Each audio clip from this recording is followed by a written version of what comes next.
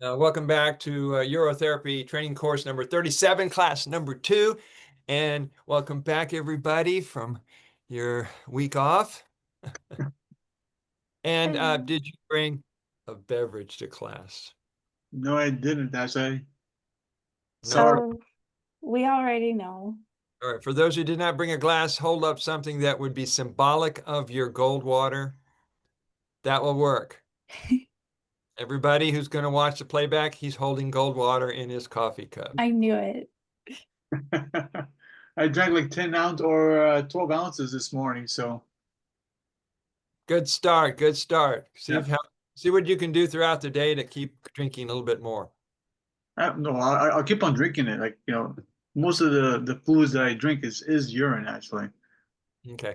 Yeah, So you got liquid drinks there. exactly. All right, this morning's prayer is going to come from this book. And decree. And this came out in 1960s. The messenger's name was Elizabeth Clare Prophet, and she was with one of the two messengers that brought in all the teachings from Saint Germain, which started coming through in the 1930s. So this particular decree is from Master Kuthumi. And as I read it, notice the similarity between what it's saying and this lovely nectar of immortality. So I'm just going to read it. It's not a call or response. Are you ready? Here we go. I didn't give you but a second to answer that. Okay, here we go. You're too Yes. fast. Yeah, it's all this water I drink. I am light, glowing light, radiating light, intensified light. God consumes my darkness, transmuting it into light. This day I am a focus of the central sun. Flowing through me is a crystal river, a living fountain of light that can never be qualified by human thought and feeling.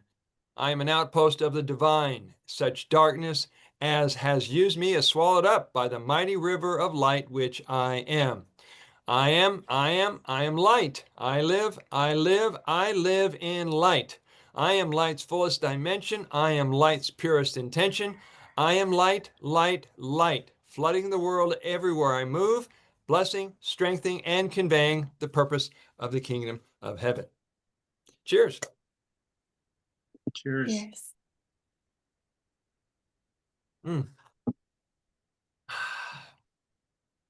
Everywhere.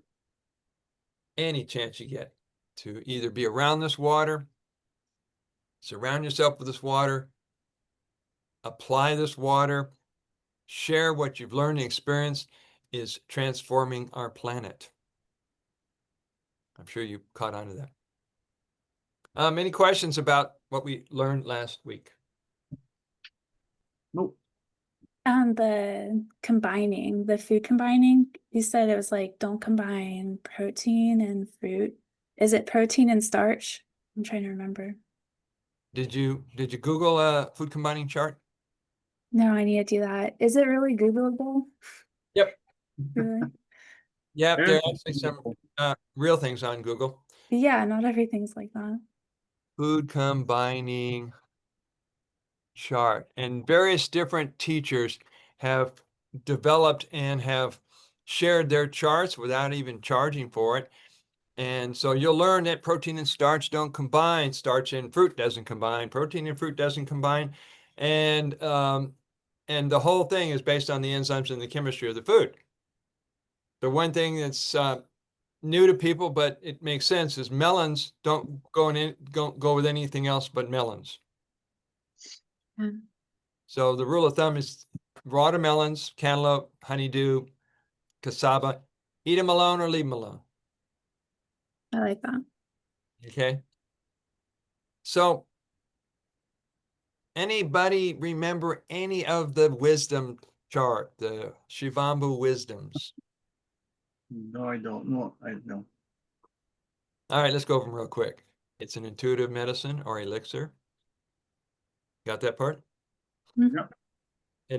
It alchemizes anything it transforms or touches. Basically, it sterilizes it and it joins it together so it's absorbed and it's all now the panacea. Number 3, it works regardless of your considerations, without dogma, superstition, or rules, traditions, without even being concerned about whose you're using and who's using yours, including other races and other species. You're still going to get results. It's an evolutionary water. You know what that means? It evolves It Yeah. evolves. Keep on growing. When does it start evolving? After 4 days. immediately. Immediately is the correct answer. Thank you for playing. Oh, I thought it's after 4 days. It starts. No, Well, no. That is when John W. Armstrong came up with the measurement of what's considered evolving, Oren. right. Okay. All right. It's arbitrary what day you say, okay, Yes, this yes. is the day it's now met the standard. I guess that's when the allantoin kicks in after 4 days. What is that again? I don't know if I'm saying it right. The allantoin. Oh, allotonin. Yeah, that's one of Allotonin. the ingredients. Okay. Yeah, I guess after 4 days, that's when it like kicks in, or is that just in fresh? I think it's in both fresh and evolving. It's contained in the 5,600 plus nutrients. Oh, okay. It's amazing. 50 and So 600. why would there be a delay? Oh no. I just know it when it evolves, it something else happens to it. Like it gets added. Oh no, I guess you're right. It's always in there. It's in there. There are more stem cells. There are more antibodies. Um, and it's an increasing water. It's a water that just keeps getting more potent and more mature. And this is why, which is on the chart, why it's a category all unto itself. Right. Because some of the things that we learn from using our water is not A, it's not what we've been taught, and B, oftentimes it requires a new approach or a new way to look at it because our minds are used to the old way of looking at things, which makes doing this in 2025 very exciting. Can anybody explain saturation dosing? If I knew there was a quiz, I would have studied a little bit. Uh, Use your intuition, make it up. A little bit of this, a little bit of that. the most that you Uh, could possibly take in, right? I mean, Saturation dosing is designed to deliver the majority of yeah. nutrients to every direct location of the body and not just waiting for it to swallow it and get in the bloodstream. Okay. So if you're working on a liver condition, a spleen condition, a back condition, a colon condition, a genital condition, brain condition, you can apply it in those areas and get it delivered a lot quicker. like the Tin Man, just put the oil in all the joints. The Tin Man. Yes, Yeah. Yeah. except in our paradigm, there's not oil in his can. Yeah. Or By the way, I would love to talk to you to Araya. One of my dreams is to write and produce children's books on urine therapy. Oh, that'd be good. No one's done it yet. Yeah, that would be good actually. Jeez. Yeah. Do you like to draw? You could do pictures. I'll draw them for you. Oh, well, you could draw them or you could use AI or whatever it takes. The two main children and characters, their names are Oren and Shivambu. And, I love to hear the kids pronounce Shivambu. and we may come up with other names, but the whole idea is the kids are teaching the kids about their water. So it's all about kid world, and it's not so much having an adult in there who's going to relay that or apply it, do anything with it. The kids figure it out and they share it with all the kid communities. That'll be good. I will buy that when it comes out. Okay, I'm Yeah, going to. I'll pre-order. Yeah. Okay, Honestly, UT children's books. that should be your top priority. Yes, and then that turns into a movie. We'll have an animated movie. We can have real live human kids. That would be great too. Um, is there anything you cannot heal with urine therapy? No, it can heal everything. Do you know why I tell people that there's some things you cannot heal with urine therapy? Oh, you're stunned. I love that look.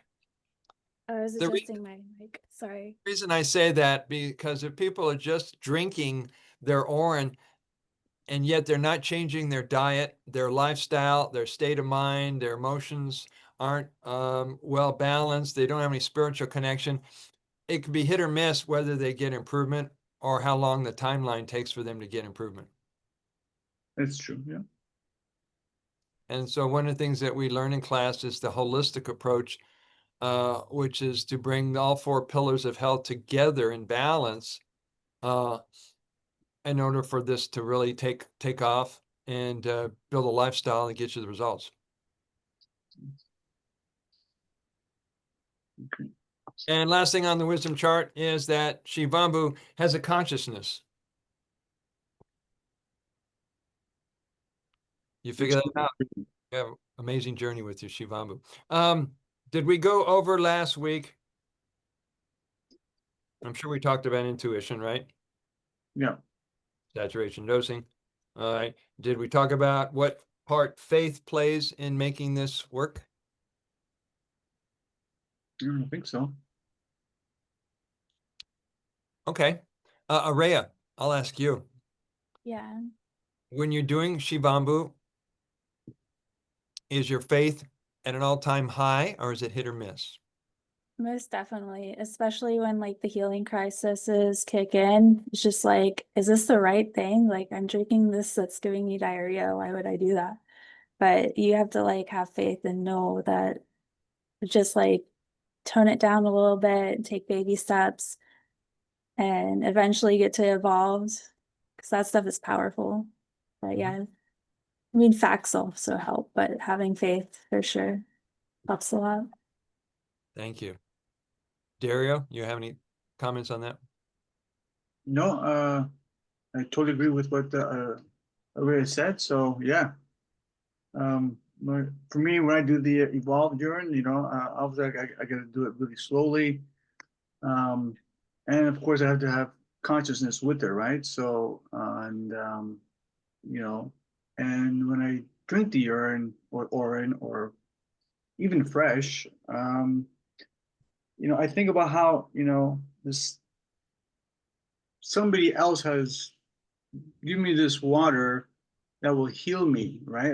And that for me is really a big thing, right? Now, even when I say that, I mean, I'm not exactly conveying it properly, but that's what, the experience of me drinking the urine, right? So, Mhm. yeah. So, yeah. Good. Well, faith really kicks in. There's a lot of people get on this path, however they approached it, however they got on this path, without the education of what is a crisis, what is a healing, what is a detox. So when they're going through diarrhea, or maybe they're nauseous, or maybe they're this, that, or the other thing, or they having outbreaks, or whatever is coming out of their body, they may not know what that is. And yet, if their faith is high, they'll get through it and they'll understand what it is. Yeah.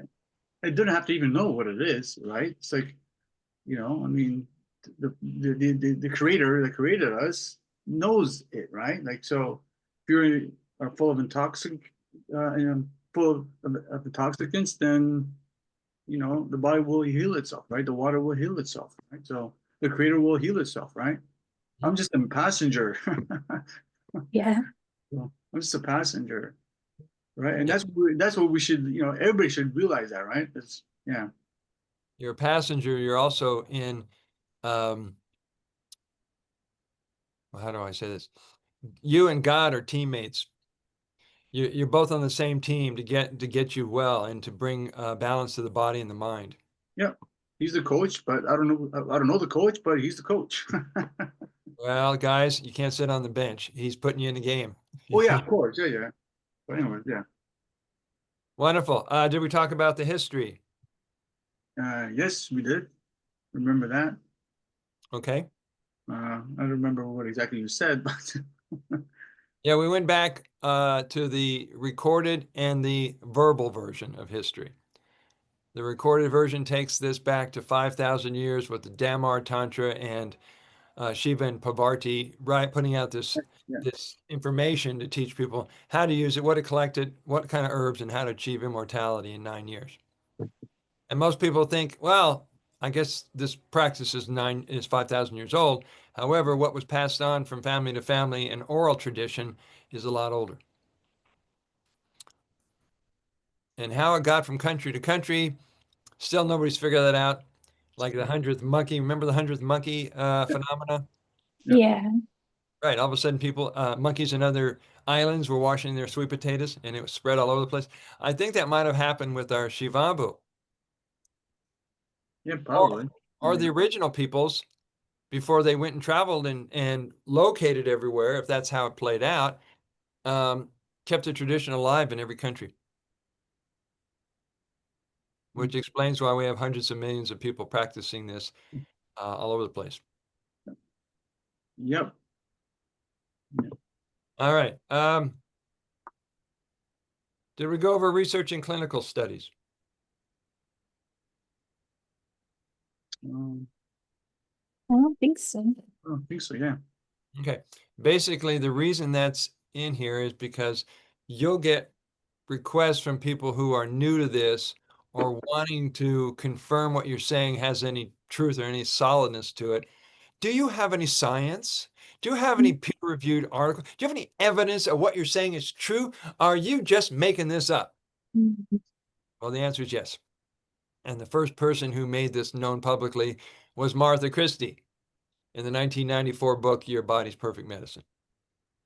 All right. And since the 1990s, websites, some are government websites, some are naturopaths websites, all over the place. There is research and there's documentation that there are stem cells and there is nutritional value. And then there's that university out of Canada that showed us that there are 5,662 ingredients in our water. So there's a lot of research. There are research teams going on in Canada and the United States that are looking deeper into evolving orange to prove that it has stem cells and it has potential for humanity. So the answer is yes, if somebody wants to know that. Brother Sage, are you currently drinking all of the urine you pass or just the morning? I'm more sip looping on the edge of looping Okay. so that I have some stored away for enemas and Oh. washing and bathing. Oh, I see. I keep a glass mason jar in my car in the back seat with a collection cup in the front seat. So by the end of the day or two, after I've collected and moved things around, that jar's filled up and that adds to my collection in the bathroom.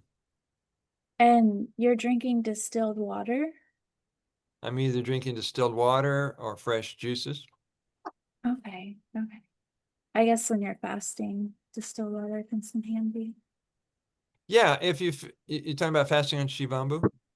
Well, yeah, I eat so much watermelon, so I don't drink water anymore. Mhm. And then I have the Orin as well, so I was Yeah. just wondering where distilled water comes into play. Well, watermelon juice is distilled. Yeah, basically, I guess I am drinking distilled. It's also structured. So between that and the water you just took a sip of, you're more than covered. See. So yeah, trust that and stick with that. All right. Can anybody explain how what you eat affects the color, the taste, and the smell of your water? More wholesome the diet, the better it's going to taste. Mm-hmm. And doesn't that also affect the color and the smell? Yeah, affects. Yeah, of course. The cleaner, yeah, again, the cleaner the diet, then it won't smell as bad. It won't taste as bad. An hour old. Pretty nice, huh? Doesn't smell. Yeah. It doesn't smell. Not bad. Maybe a little fruity bouquet in there. Every now and then, I'll have gone to a potluck or found myself with something that I wouldn't normally eat, and the next day I'm going like, where did that taste come from? Oh yeah, it was that night. Okay. So that's your way to test your water is, all those different faculties. All right, protocols, eyes, effects, research, faith. We're going to go into the protocols here, but I'm just double checking everything.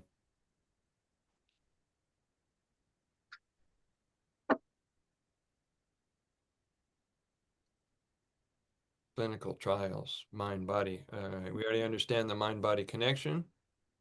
Age urine over here, revolver, urine. All right. Did anybody try any new protocols? Let's see. No. Oh, today I did something. It's not really a new protocol, but I was out in nature and I found a leaf that I could actually like fold in the crease and keep water in and make like sort of a funnel and was able to not Right. have to carry a bottle with me. So I'm pretty proud of that. Very nice. Let me grab something really quick. I think I showed you guys the roll-on. Yeah. Yeah, it's amazing how many people are catching on to this little baby. You keep this around with you wherever you go. Yeah. Wherever I Oh, go. right there. Yeah, I just did this on my head. And Look at him. He's going to have a thick head of hair in no time. I hope so. Right? I mean, I'm just kidding. Oh. Yeah. So, Araya, if you haven't thought of getting one of these are way cool because You have to get it. Go ahead, Dario. Yeah, you have to get it. I mean, come on. I mean, but Peer next week pressure. I want. Yours is a metal ball inside, right? Yes. Okay, so here's your two options, metal or plastic.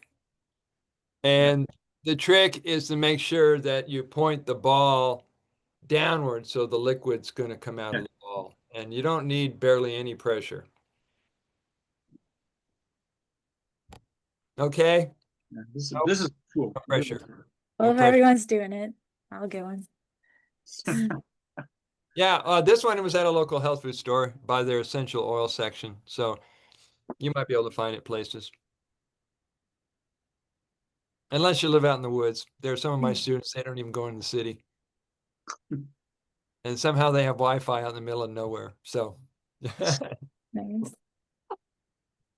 all right, let's get into some topicals. That way we can do topicals today and next Wednesday. That would be number 2, number 3, and then we're going to go into sessions, career, humor, the future, just all kinds of stuff. Anybody get a hard copy? Yeah, I have one. Yeah, I have it here. I'll get it. Oh yeah, I'll get mine too. Oh, please.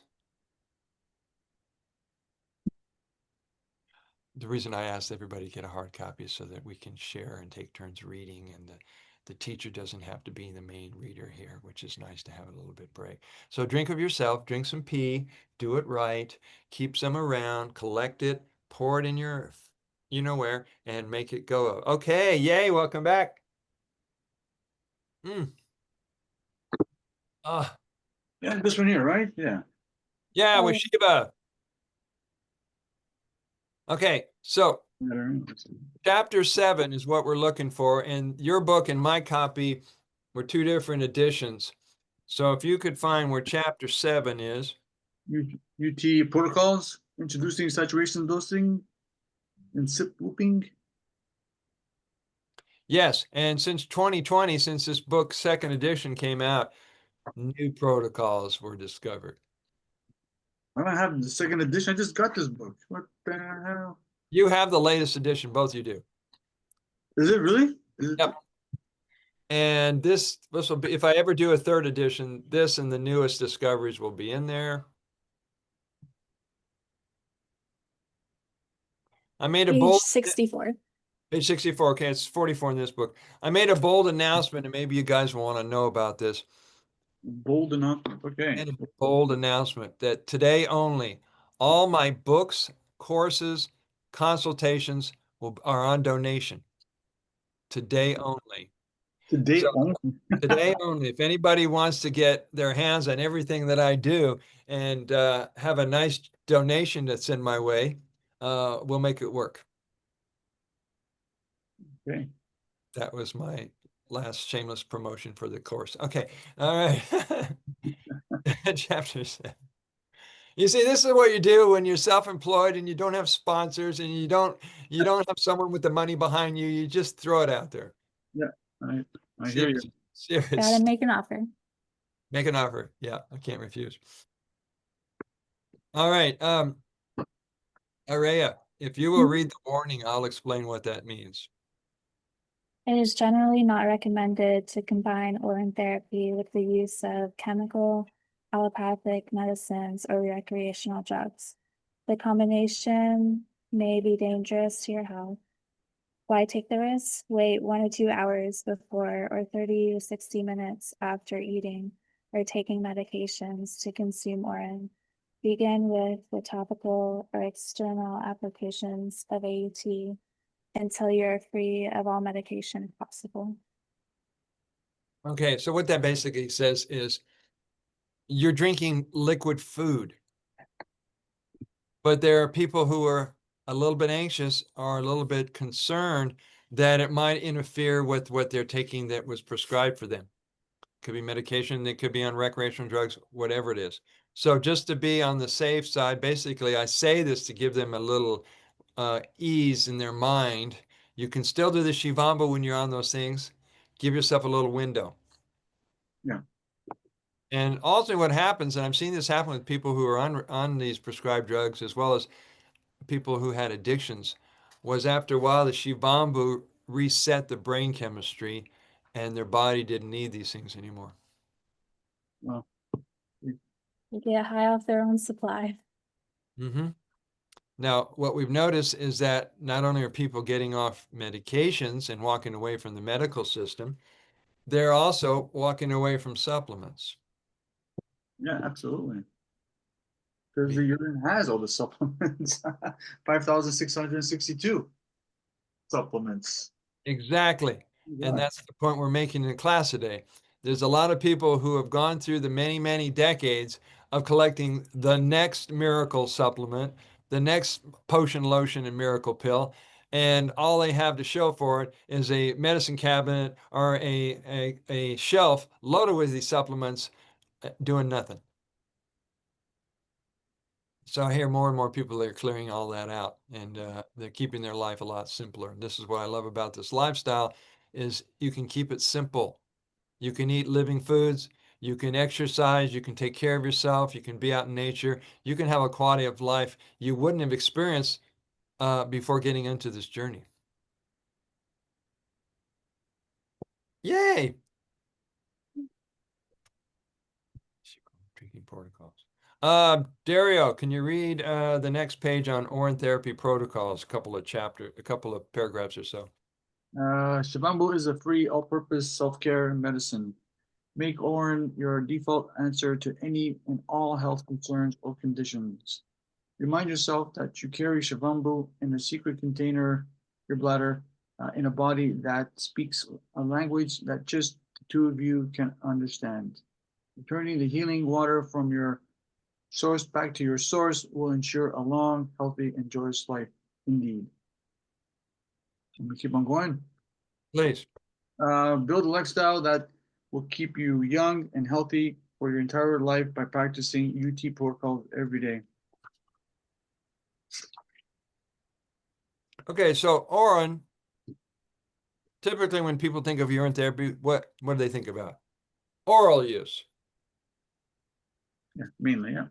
Right. And it's still amazing me how many people are just now catching on that that's not the only way you can deliver this into your body. Now, these protocols are not only important for you to use to accelerate your healing and your liberation from suffering, but also these are good things to have in your mind and in your collection when you have people go, "Oh, urine therapy, I wouldn't drink my pee. That's nothing." No. But you can let them know, well, would you rub some on your skin? Would you put some on that bruise, that cut, that scratch, that third-degree burn, that foot fungus? They go, yeah, I would do that. All right. The inside joke that we have is that if you put it on your skin, you just drank it. But I may not tell them that. So Right? I mean, oral on your skin. any way you do it, you want to let them know that if they have the disgust factor still playing out in their mind and still have to navigate through negative associations they have with the water, they haven't learned to understand it or appreciate it yet, then there are these other routes that they can take and they can still get results. That's what I'm doing with the evolved, just topically for now until I evolve more and I'm able to do it. Yeah. So this is a form of baby steps. Yep. There are people who tell me, oh, well, this is going on. And I said, would you put a foot soak? Would you put your feet in it? Would you collect a couple quarts and put your feet in it? And they say, yeah, sure, I'll do that. So they have ways to get them started with it. And each time they use it, they get more familiar with it. They get accustomed to the feel, the look, the smell, and so forth. And maybe that alone, when their health starts to improve, will inspire them. Okay, I want to take my first drink, my maiden voyage, and let's see what happens. The main voice, yeah. So here's what baby steps are. I haven't taught you baby steps, have I? Well, you said to take one drop, under the tongue. That's baby step. That's baby steps. Okay, let me show you baby steps. But before we do that, I have not tested the pH yet.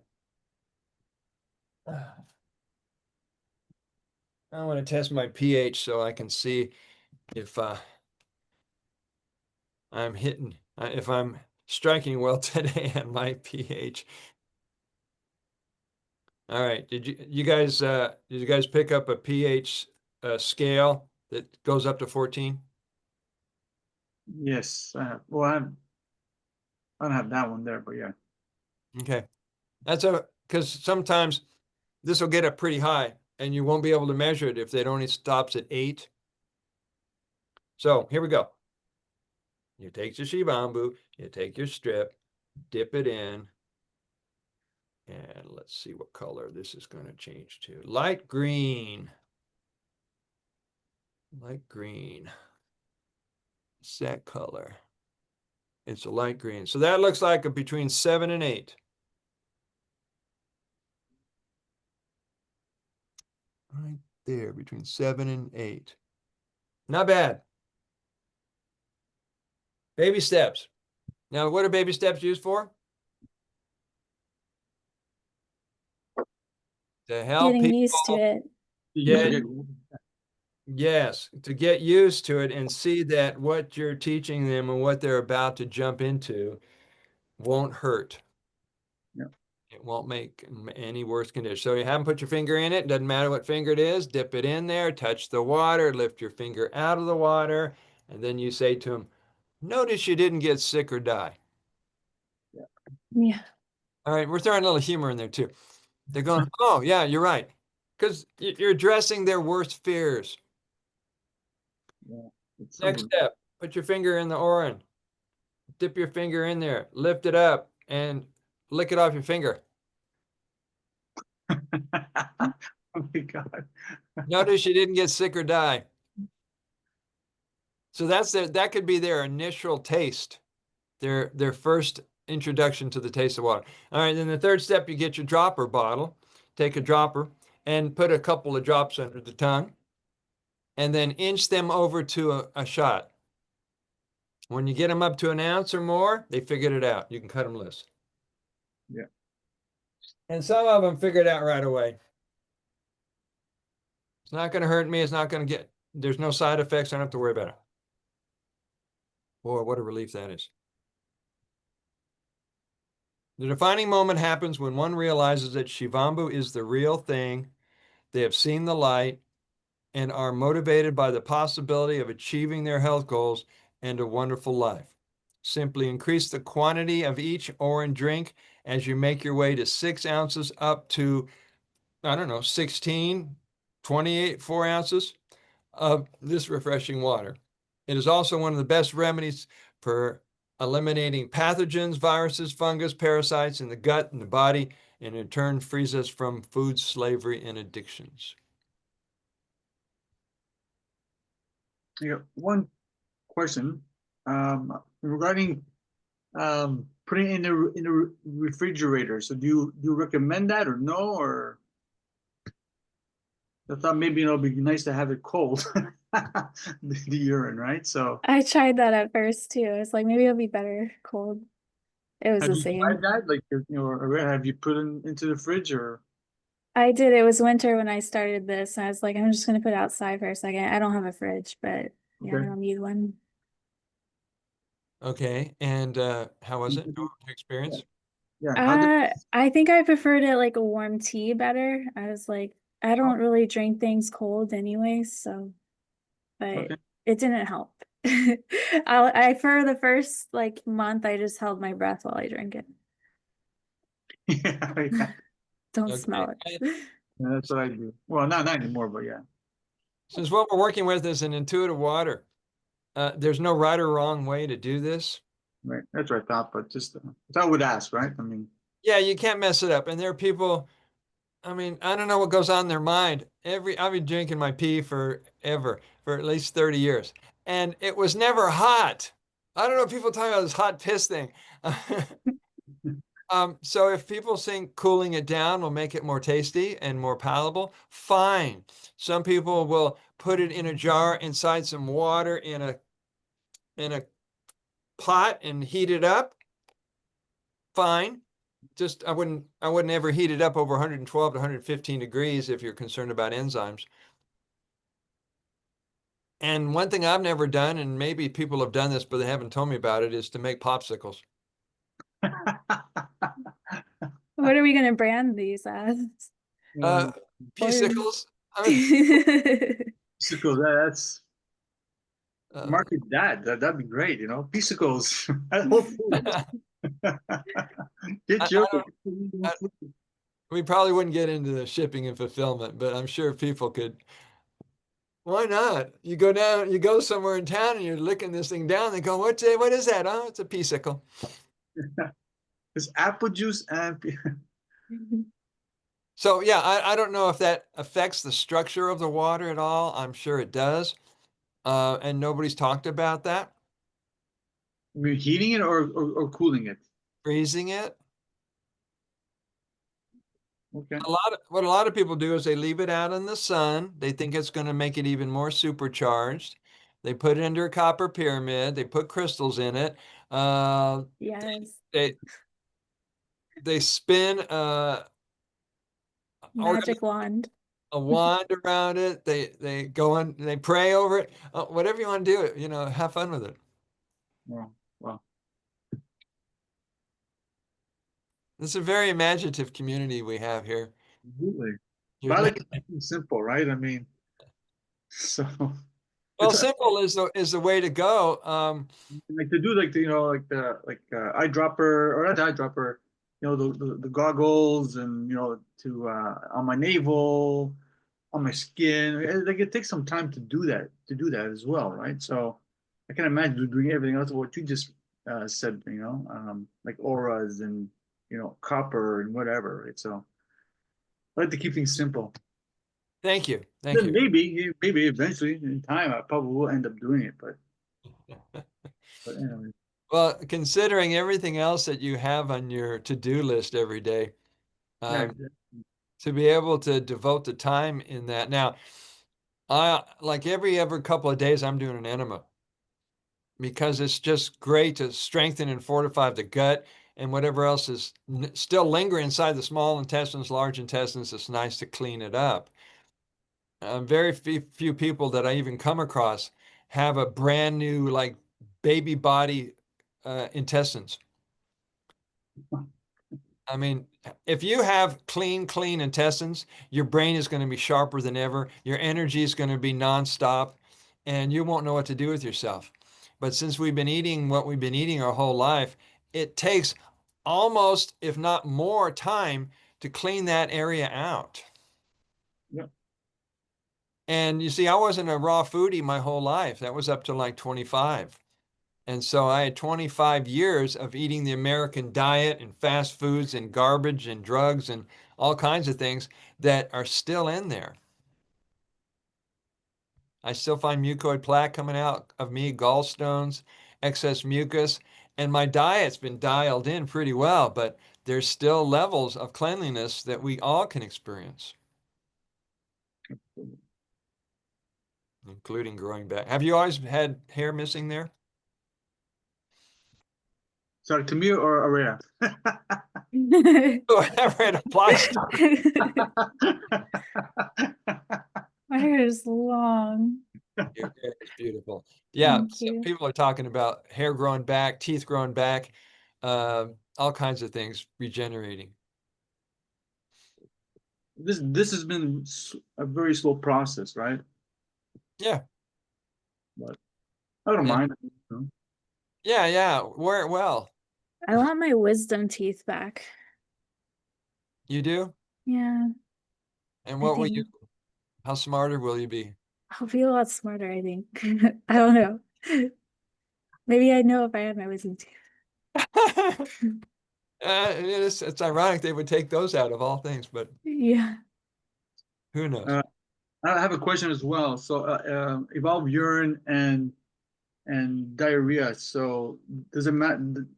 So, I think I was looking at today on Facebook or last week. I'm not sure when, but they say that the more you take, then obviously you're going to be in the bathroom, like, or because of the loose stools.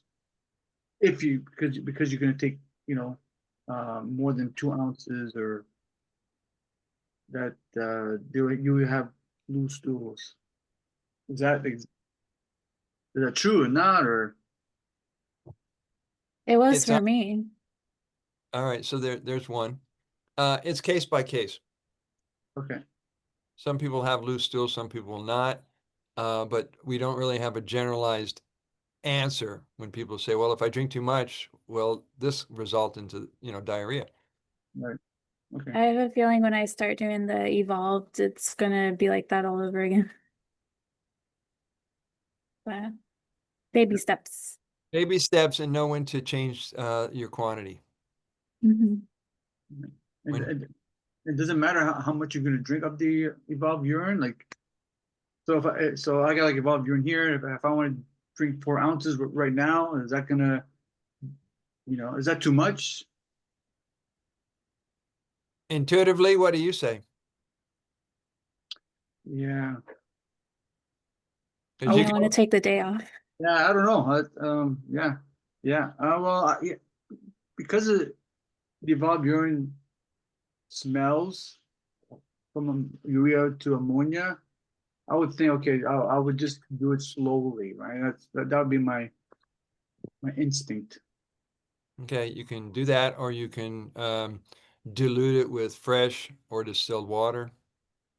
Right. Yeah, I was thinking about doing that, but okay. And some people, even myself, sometimes when I'm drinking the evolved, there's a back taste that's a little bit difficult to handle. It's like a sting, or Is it's that something about the back taste. ammonia, right?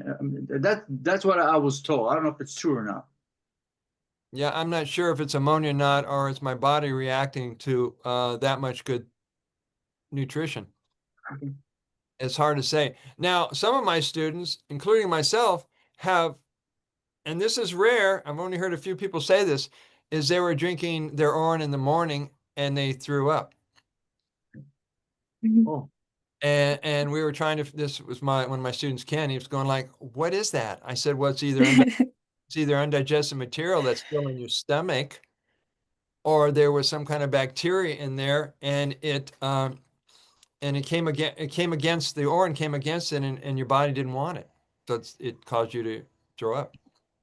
no, that was with fresh urine or fish urine Well, or Well, my fresh is oftentimes what I collected the day before, and then the next morning I'm using it. So is that still fresh or is that evolving? That's true. I mean, to me, fresh is like right out of the tap. Yeah, exactly, right? Just boom, you pee and Boom. you drink it, right? There it is. So if you ever experience a nausea or hear someone experiencing a nausea, don't be surprised. It's not going to happen every time, but like every now and then that's happened for me, and I'm down on my knees, I'm throwing up in a toilet, and it's like that's weird. I'm throwing up piss. Um, so I just wanted you to know that that may or may not happen to people, Okay. and there are exceptions to everything. So this is why I brought that up because it's happened to some of my students. So it's not just a mental thing, it was actually like a body reaction. Okay. How you handle that was a mental thing. Yeah, Yeah. exactly. You know, when your body is performing in a way you're not used to, and you just drink something that you enjoy, and there's an eruption going on inside your stomach, you have to use your mind to get through it. Yeah, exactly. Oh, you said ammonia. That was the word I was looking for earlier, not allotonin. Um, does it come out with ammonia in it, or is that later converted when it evolves? Um, Good question. Now, I'm not sure at what point the ammonia appears. Sometimes it appears when you first collect it. People can smell the presence of ammonia. That means the urea is converted maybe when it hits oxygen. When it's no longer in your body and it's exposed to oxygen. I'm not sure chemically how to answer that question. Maybe that was like the 4 days. He was like, then it has ammonia and it's evolved. I don't think. Yeah. Yeah, maybe he figured out that that evaporates at that point. Either case, time is on our side when it comes to the evolution of your water, Absolutely. improving it, and is changing the structure of it all the time.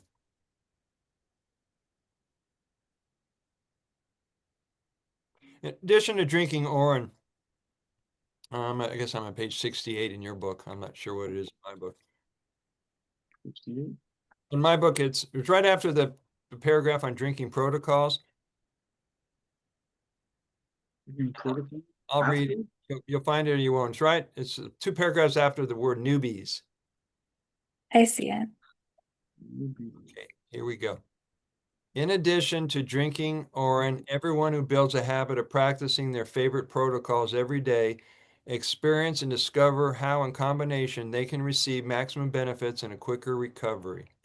You can either practice the same protocols every day, or you can experiment and try different ones every other day until you get really comfortable and experience with them.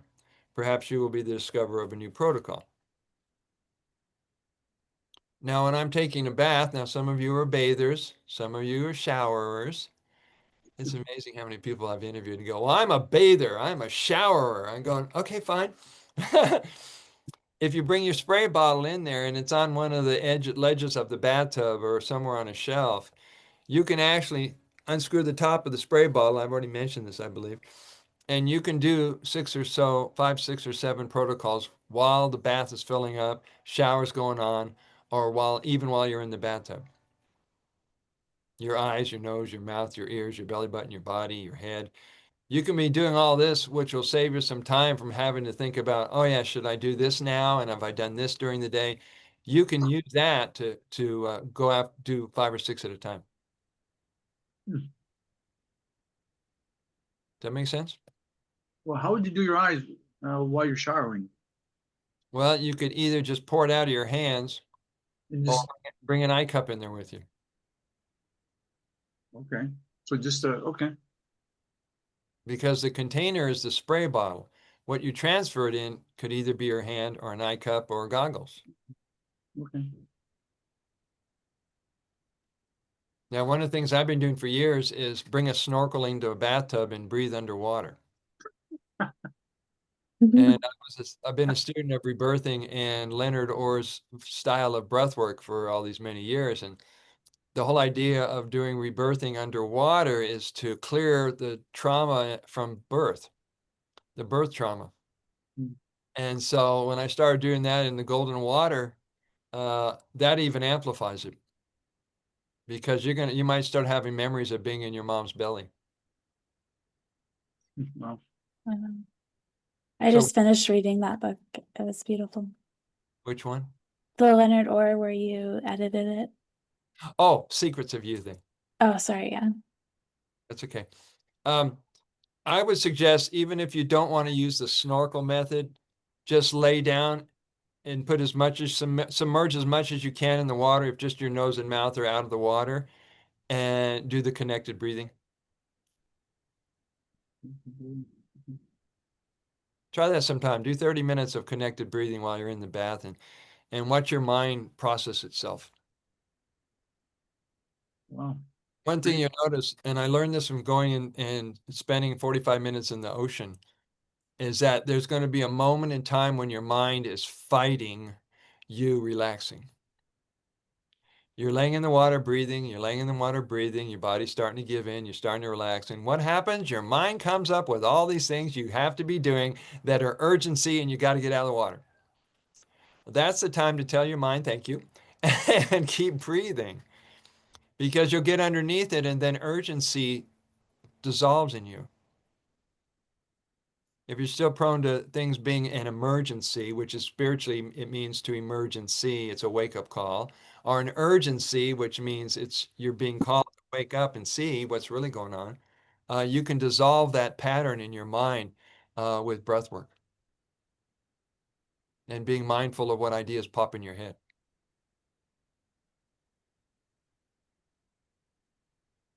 Breathe. That's right. Breathe. Come on, kids. Breathe. All right. Any questions about oral use? Not right now. No.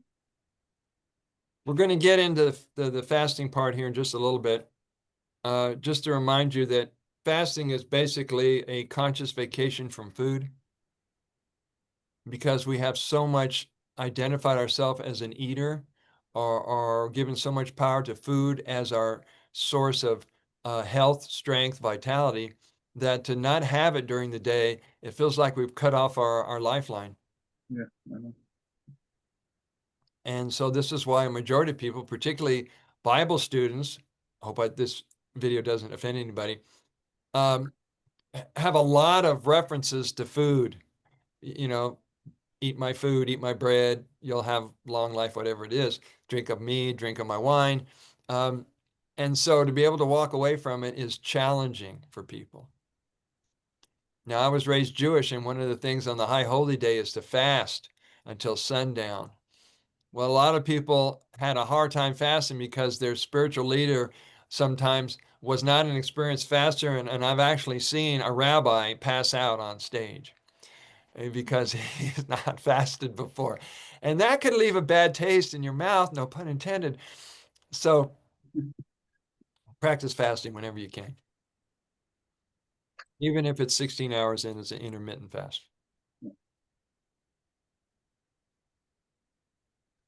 All How right, long have you fasted the on longest Oren? Yeah. on Orin, 3 days. On the Master Cleanser, 45 days. On And fruit, 30 years. 30 years, yeah. Well, it's Yeah. more of a feast, yeah. It seems that the less you eat, you live longer and you can eat more. Yeah, And you we become more somehow been efficient. go ahead. Sorry, you become more efficient. I agree. Yeah, your body doesn't have to process so much, and you can absorb better. And the people who live the longest on this planet, who are also the happiest people, don't spend a lot of time in the kitchen. And my diet has come to being is more. It's a different approach. It's the moderate food choices and eating little to no food. I like to eat at the edge of eating. What's that So mean? what that means is eat enough until your oral taste bud, you're satisfied, but not eating because you have memories of you got to finish the plate, you got to eat everything, you know. And I've had to clear out a lot of food trauma, food guilt, and religious training and family society stuff about my relationship with food. And food has messed up more people on our planet. Yeah, like savor it and enjoy it. Don't just like inhale it. Oh, do what kids do. They'll chew it, they'll chew it, they'll chew it, and even before they swallow it, they've got to get a really solid yes or they spit it out. Oh. And take a notice of when you're eating, if whatever bite you're on, if you're chewing it 20 or 30 times before you swallow it, are you chew, chew, chew, swallow, like most people do? They take a couple of bites and they swallow it. Do you have kids? Yes, That's I how you know. have kids. I have adopted kids. I have grandchildren. And I'm not there to watch them eat. They're in New York. They're in North Carolina. They're all over the place. So food is your teacher, but don't let food be your master. Absolutely. Okay. God is your teacher. Don't let religion be your master. Oh, I said that? I said that? Oh boy. I agree. Yeah. So let's go to the section on fertility, which is a page or two over, a couple pages over. And we're going to take a break in about half an hour, so we're on track right now. All right. Araya, could you read that part on fertility, since I thought I'd ask you? Trying to get pregnant. The best and safest method is to start Orrin therapy for 6 months before trying to conceive and use it moderately during the days that you are attempting to conceive.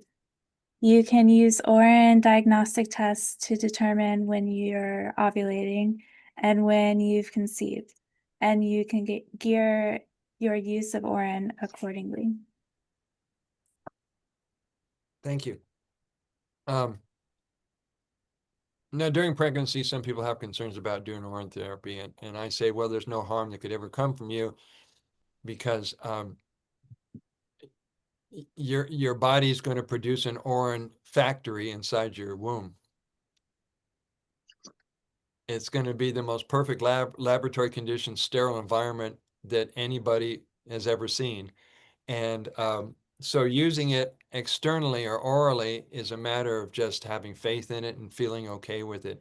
If pregnant women don't feel comfortable doing Orrin therapy, I would do my best to persuade them otherwise, and yet it's their call.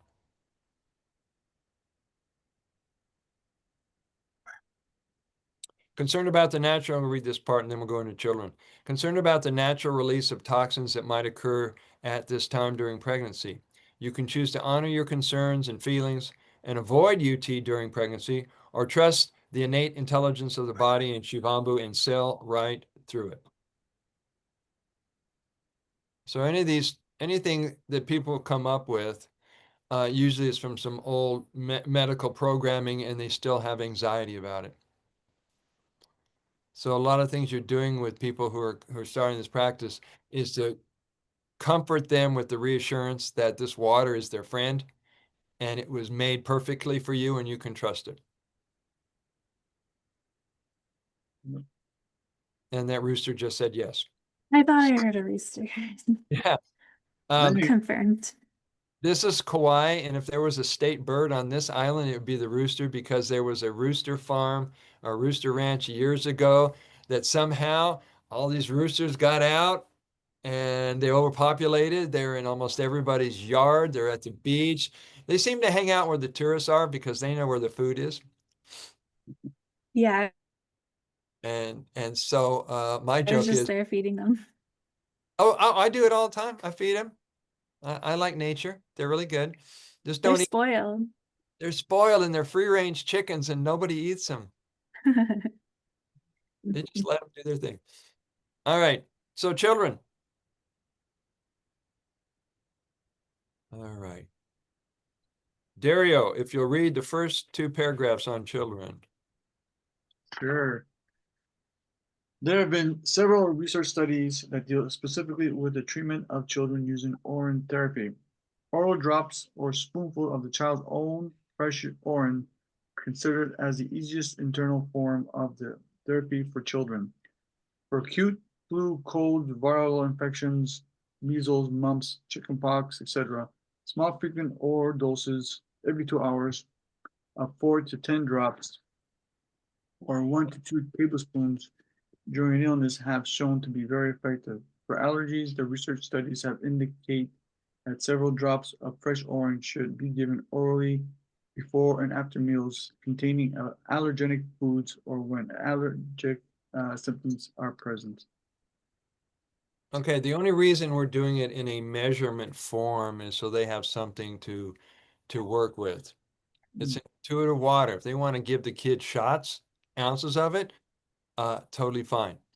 But the mom, I'm sure the mom is dialed into their kid enough. They'll know how much is enough, Mm.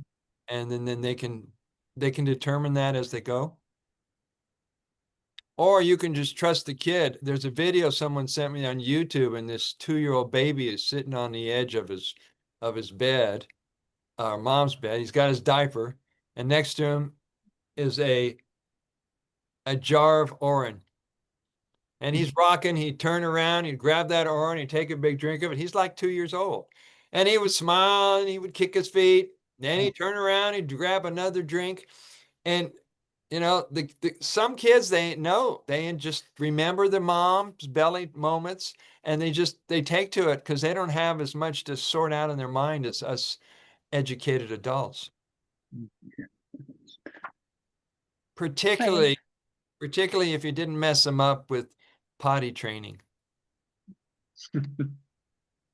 Potty training has screwed up more people around urinating and sexual activity because we were told that it's dirty down there and you got to wipe it off and you got to clean off the toilet seat and blah, blah, blah. And that's not a positive reinforcement. No. So if you ever have kids, find a way to, teach that's playful and easy on the comforting for them.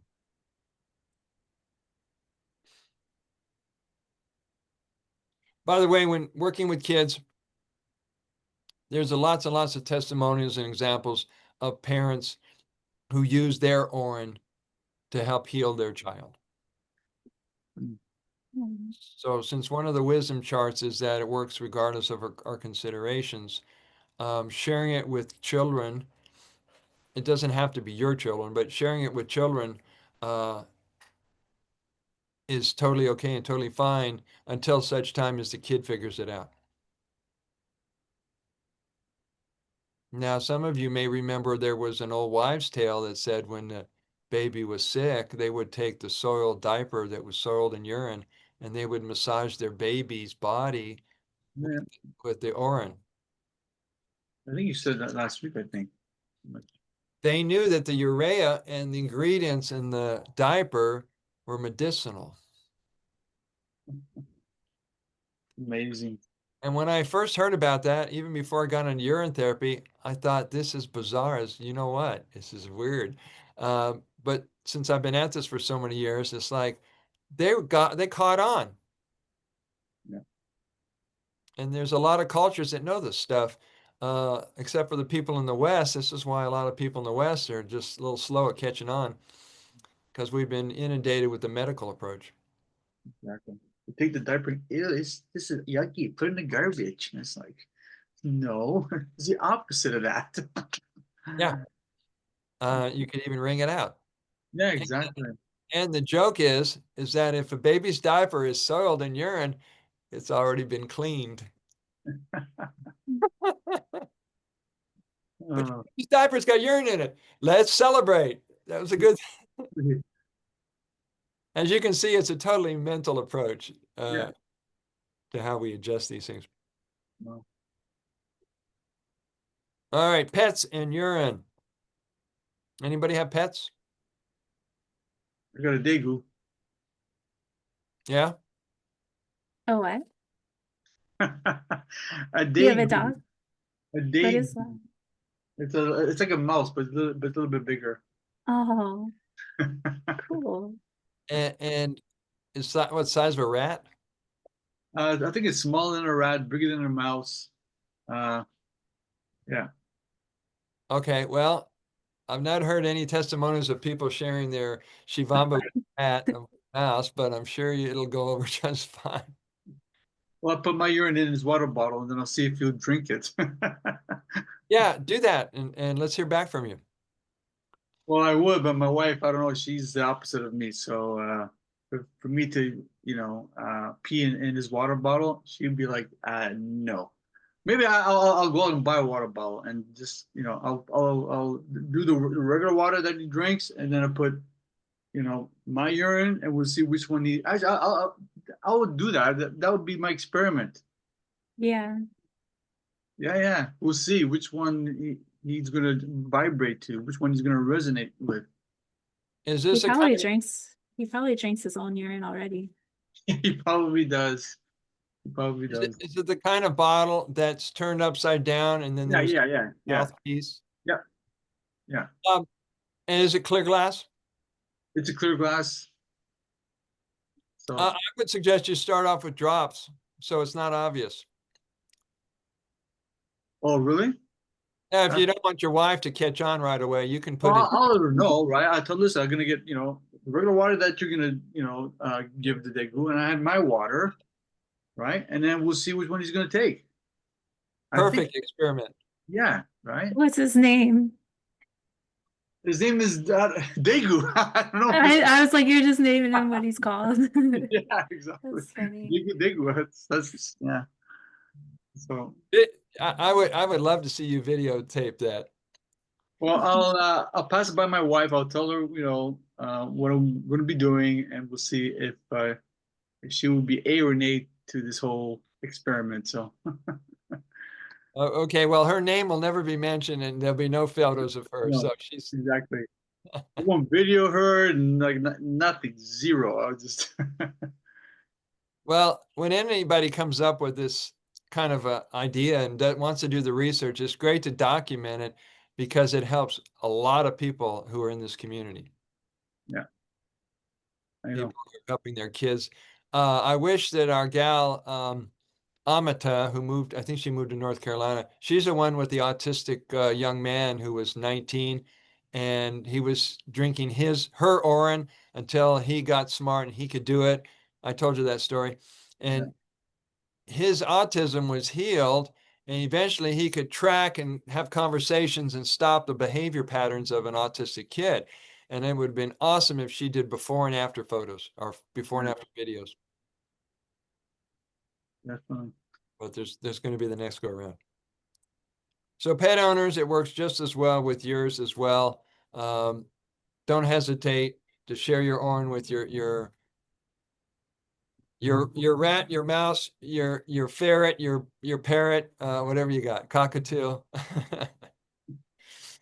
All good. All right. We're going into sipping. We're going to more, this is more oral stuff. Have I mentioned sip looping? Yeah, Yeah. last class. Yeah. Okay. There's nice sipping and sip looping. So you're going to sip looping? Well, sip looping is basically taking a sip of every time you collect it. And that's like time released nutrition throughout the day. Okay. So sipping meaning like just a sip, like just take a sip of it, like Yeah. compared to a drop, like one drop and versus sipping, like what's the Yeah. Sipping is just take a sip. like you're doing right now? You gargle a little bit and just swallow it. That's sipping. Gargling is optional, but Well, I mean, yeah, that's what you're doing, right? I mean, that's what I'm doing. And this is, some people get up in the middle of the night, they got to pee, they take a sip, they collect the rest, they go back to bed. okay. And the reason they do that, because they feel like the melatonin, the serotonin, all the B vitamins, magnesium, all that stuff helps them go into a deeper sleep state. And that's sipping. Okay. That's night sipping. Day sipping is you just all throughout the day, you'll take a sip. Okay. Versus all out drinking it all, and that's what we call looping. So regarding like when you sip loop, then that's all that you're drinking, right? You're not drinking water, coffee, or anything else, like just sip looping and that's it, right? Well, I don't know what else you're drinking, but when you're Well, who knows? Whatever, yeah. when you're doing your Shivambu practice, you're taking a sip and then putting it away. Okay. All right. Swishing or gargling, which I just demonstrated.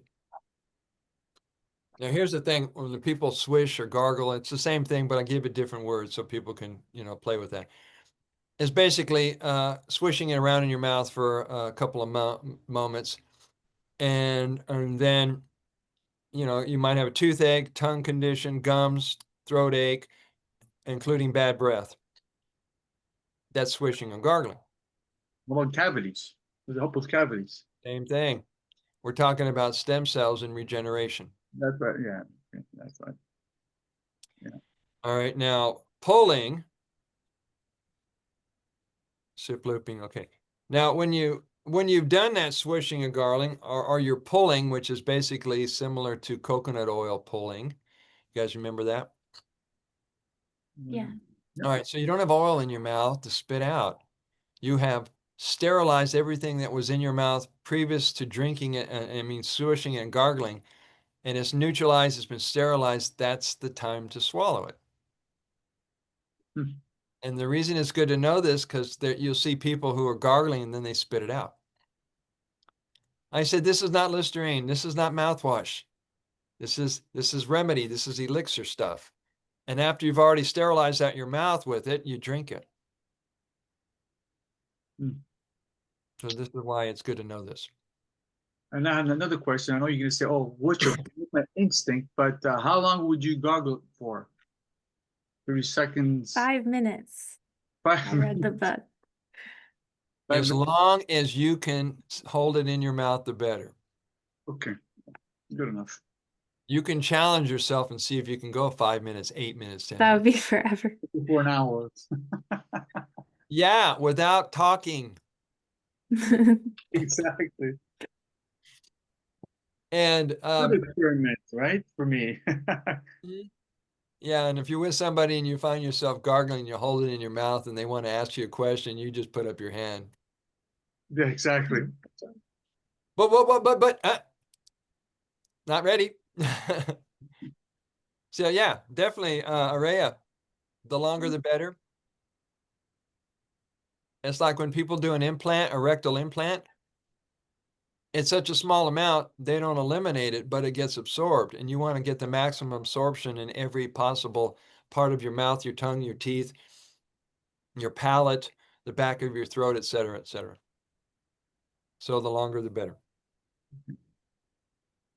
So looping is what we've talked about quite a lot. And Araya, if you'll read a couple of paragraphs in the looping section, that would be great. Looping. Looping is a practice of repeatedly drinking Orin for the entire day. By looping Orin, you gain the benefits of recycling and refiltering the dense micronutrients, reproduction of trillions of new stem cells and antibodies. When eating while looping, it's less stress on the body to eat foods moderately that consist of living foods and fruit. Keep going. Keep going. You're good. The advantage of looping during an Orin fast over other forms of fasting, including water fasting, is that you get more and denser nutrients than juice or water fasting. Orin is the most nutritionally dense, bioavailable, absorbable, and activated living water in the world. Now, to those list of things I added in my book, whether you want to add it or not, Orin is the most nutritionally dense. Let's see, how does that go? Nutritionally dense, I got to add this word too. Mineral rich, mineral, mineral rich, bioavailable, absorbable, and distilled and structured water in the world, or you could say golden plasma water in the world. Plasma. There are two sources of plasma water on the planet. One you know about. Do you know what the other source of plasma water is? The ocean? Bingo. Mm. Bingo. That's why I'm there every day. Because there's a life force and a vitality in the water, the minerals, the structure, the distillation. And if I had mentioned before, a lot of fish piss. Yeah, you mentioned last week or Somebody brought that up. She says, you know why it's so salty? I said, this ought to be good. They said, because you have fish and whales and dolphins and sharks, and they're all, they got to eliminate somewhere. So it's in the water, and eventually it all mixes together, and it's loaded with plasma and vital nutrients. yeah. I never thought about that. And it's so close to human blood that they've actually done transfusions with salt water and saved lives of animals and humans, Yeah, yeah, yeah. which totally gives you a different perspective of all the captains of the sea who said, don't drink that water. You should just drink your urine or drink what we have on the ship. And there are people who say, well, if you drink too much seawater, you'll dehydrate and you'll die.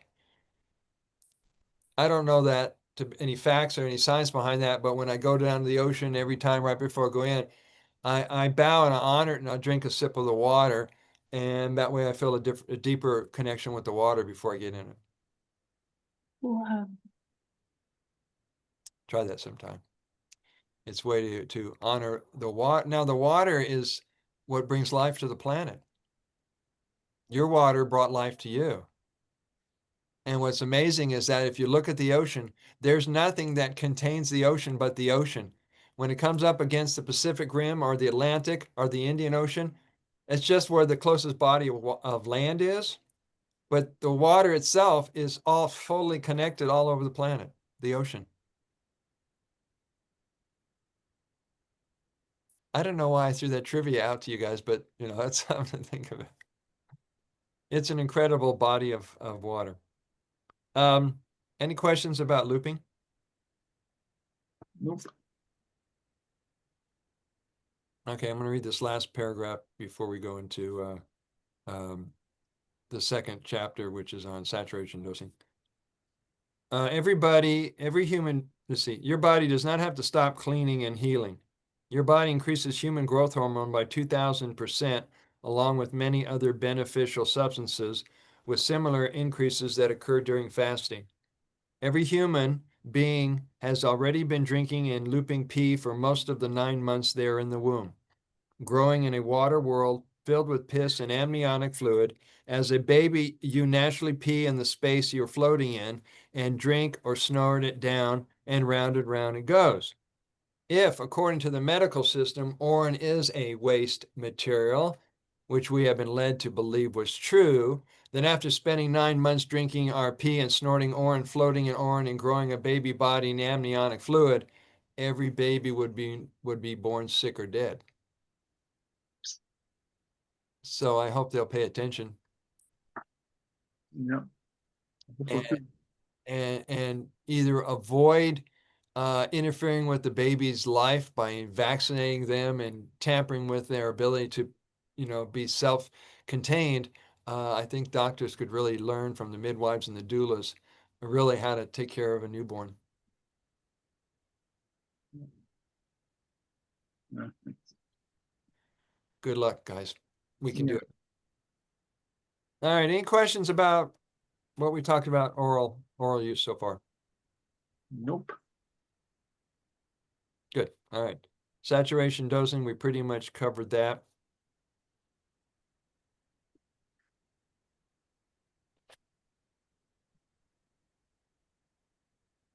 On the next page, there is a calendar.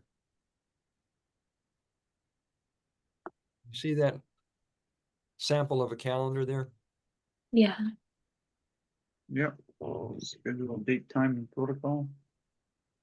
Yeah, scheduling dates and times and designing a plan of action is a structure that some people need because they're missing out on a lot of great protocols. And this way it keeps them focused and put your attention on, okay, on Tuesday, I'm going to do a fast. On Thursday, I'm going to do a foot soak. On Wednesday, I'm going to do an enema. And so I developed this with some other folks. We put together these calendars and we started sending them out to the people, but nobody really took it. Nobody really wanted these. So I threw that out there because somebody may decide, okay, I need to see that on a calendar, so I will not miss one. Particularly if you're overcoming an illness or a health challenge. The other option is to get a coach. Me, I'm a coach. Well, tell everybody to reach out to Dario so he can coach you and support. Half week, I'll be coach, and Ariel will be a coach along the Yes. stage. So Yeah, I would love some backup. I get plenty of people reaching out to me every day. And it's so overwhelming that at times I go to the beach and leave my phone in the car. oh, I'm really? Wow. forget it. I don't want to be near a device that's pulling me away from life and from nature. I was even taught that when you turn off your phone at night, turn off all those different antennas off your phone, shut them all down, I do and that too. Yeah, put the phone somewhere other than where you sleep.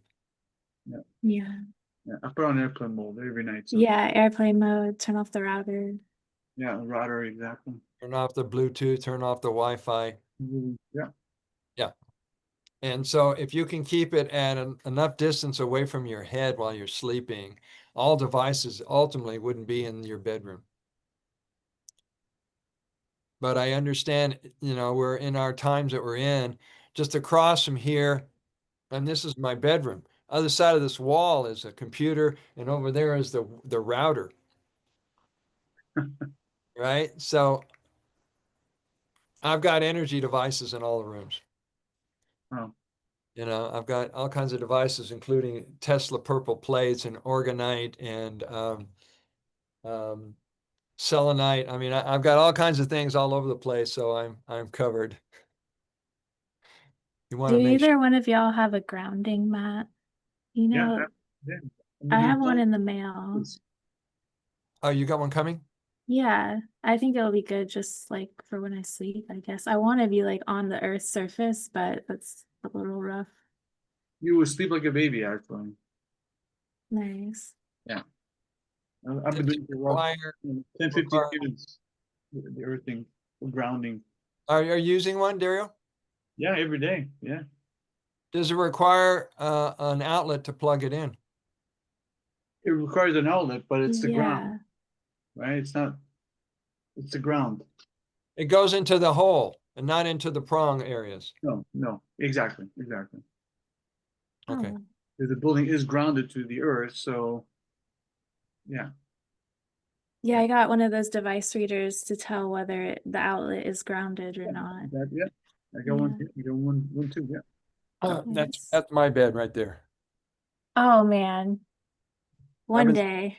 That's a 1 inch. That's 3/4 to 1 inch pad with the covers and a pillow, and that's what I've been sleeping on even during my marriage. If And it then- was like more conductive though, because most mats are like rubber and that's like an insulator. Mhm. I want Well, to find a conductive like cushioning with some, I guess, hay. I don't know. yeah. If you'll find something that works, let me know. Okay. Because we're always looking for something that's natural, organic, and works. Yeah. That's the idea, guys.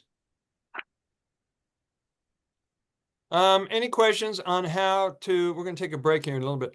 Any questions on storage suggestions? Storage Yeah, what kind of container do you store your orin in? in the glass jar. And what do you put on it? Cheesecloth. Okay, is it on loosely or do you have a rubber band to tighten around the neck of the jar? Like what you just said. Yeah. Okay. Araya, what do you store yours in? I ran out of glass, so I started using just plastic and then I poke holes in the lid on the top. Okay. So that's totally fine. Since Shivambu is more powerful than plastic, I wouldn't be concerned about it. You use whatever you can. Now, people have used everything to cover it with, from cheesecloth to a sprouting bag, to a flax bag, to a nylon stocking, a coffee filter. How Um, about a lid? Just a regular lid? no, that's just, they did just put that over that to cover it. Which, and since let me close this off here.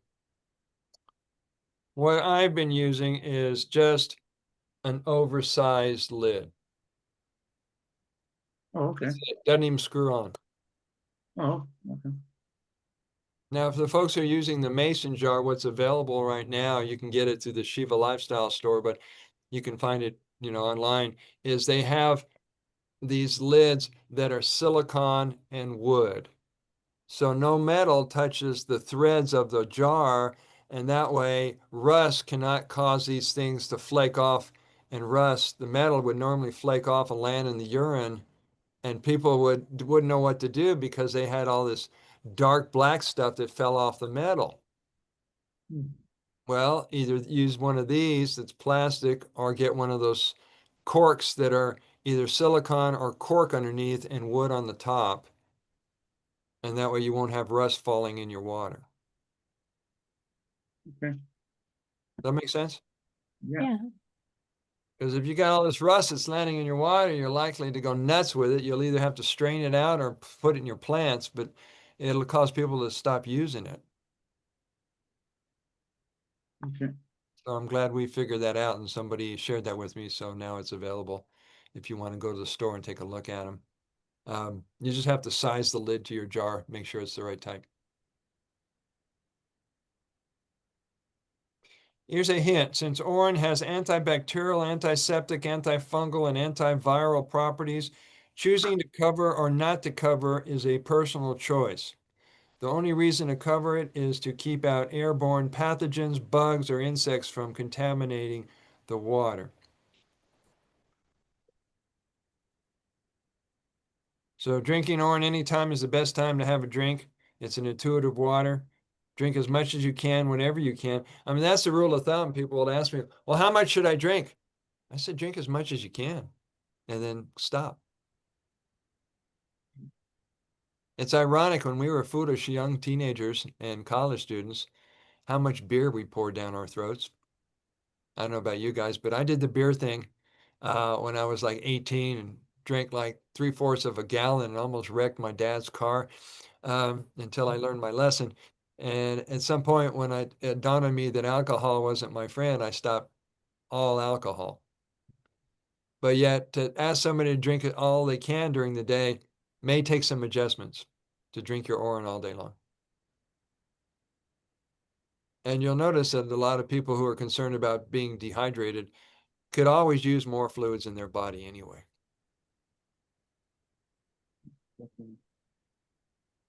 All right, guys. Any questions before we grab a break here? Nope. So this is the size I've typically been using for a foot soak. It holds about 2 gallons of liquid. Okay. And in a garage sale, I found a smaller version, Hmm. which you can use for hand soaks, Nice. or girl size feet. Foot soaks for the ladies. So, any questions before we move on with this part of the class? Regarding the lids for the mason jar, so this lid here, would this be contraindicated, or will it be good? Over time, the evolving Oran would in its attempt to do what it can to dissolve any toxicity, it causes that to rust. Okay. I just want to make sure. That's what I heard. Okay. Good enough. I mean, you could use it, but you'd want to put a filter between it and the jar if you have to use it. Okay. Excellent. Thank you very much. Yeah, yeah. All right, Araya, was there something you want to share? Oh, no. Okay. Yay. All right, we're on one of my favorite topics now, and that's a foot soak.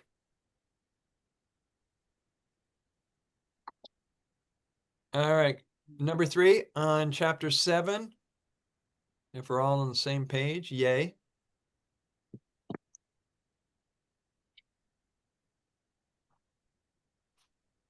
Or maybe page 85 in your edition. Yep. All right. Here we go. Foot and hand soaks support the overall health of the body.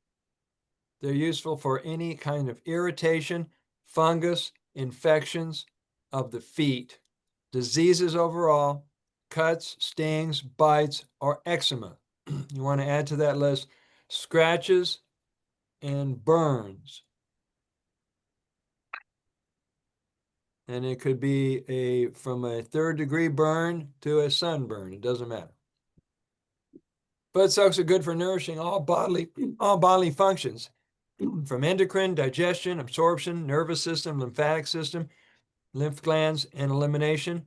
And I'll also add the words immune system, lungs, and skin.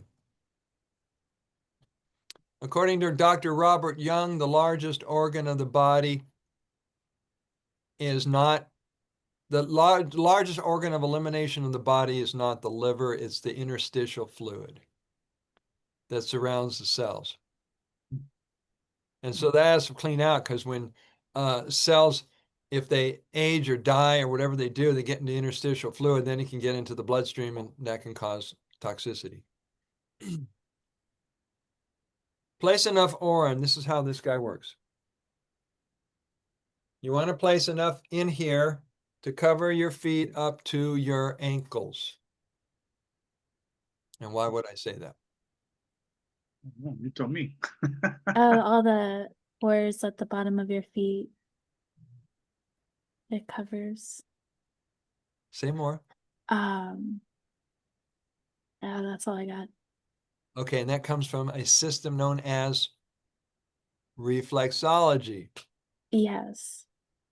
Okay, since all these parts of the feet run through a system known as reflexology system, stimulating these points opens up pathways of energy so that corrections can happen throughout the body. Well, it just so happens that the widest skin surface area that has the widest pores opening is in the soles of the feet. So when you're soaking up the orin, you're going to get a lot more distributed into the body through the foot soak for a half an hour. And the ankle area represents the reproductive organs and the pelvis areas. Right. Okay. So it'll generally take 3/4 of a gallon to a gallon to be able to achieve that. Is under your arms, is that also like a pretty porous area? It is. Yeah. Got lymphatics in there. Want to put your armpit in the foot soak? You go right. Well, I just spray mist. Yeah, totally fine. Just- So, you can either use one of these Tupperware brands. Rubbermaid makes their version, and some people all they have is like, what do they call it? Pyrex baking dishes. Was hosting a Shivamba wellness retreat in Oceanside, California, right as COVID hit. And some of the students brought their own Pyrex dishes with them. I don't know why they packed in like everything they owned. And so when we're out in the backyard, can you imagine 8 people all doing foot soaks at the same time? That's a party. It was great. We did everything around Orin during these retreats. So we did foot soaks, we did kiddie wading pools, jacuzzi. Everyone pee in the pool. Everybody peed in the pool. There was this one guy that really amazed me, and he brought 30 gallons in his dad's station wagon. Yeah. Oh my God. This was in Oregon, No. and somehow, I don't know how he pulled it off. He convinced his dad that it was cool, it was okay to store 30 gallons of urine in the back of the station wagon and drive it cross country to come to this event. Well, he was nice enough to share with us, so that's what we filled up the kiddie pool with. They probably splashed everywhere along the way. And we still have some pictures of 8 people sitting around a kiddie pool with their feet in the water. Nice. Oh, happy, big smiles on your faces.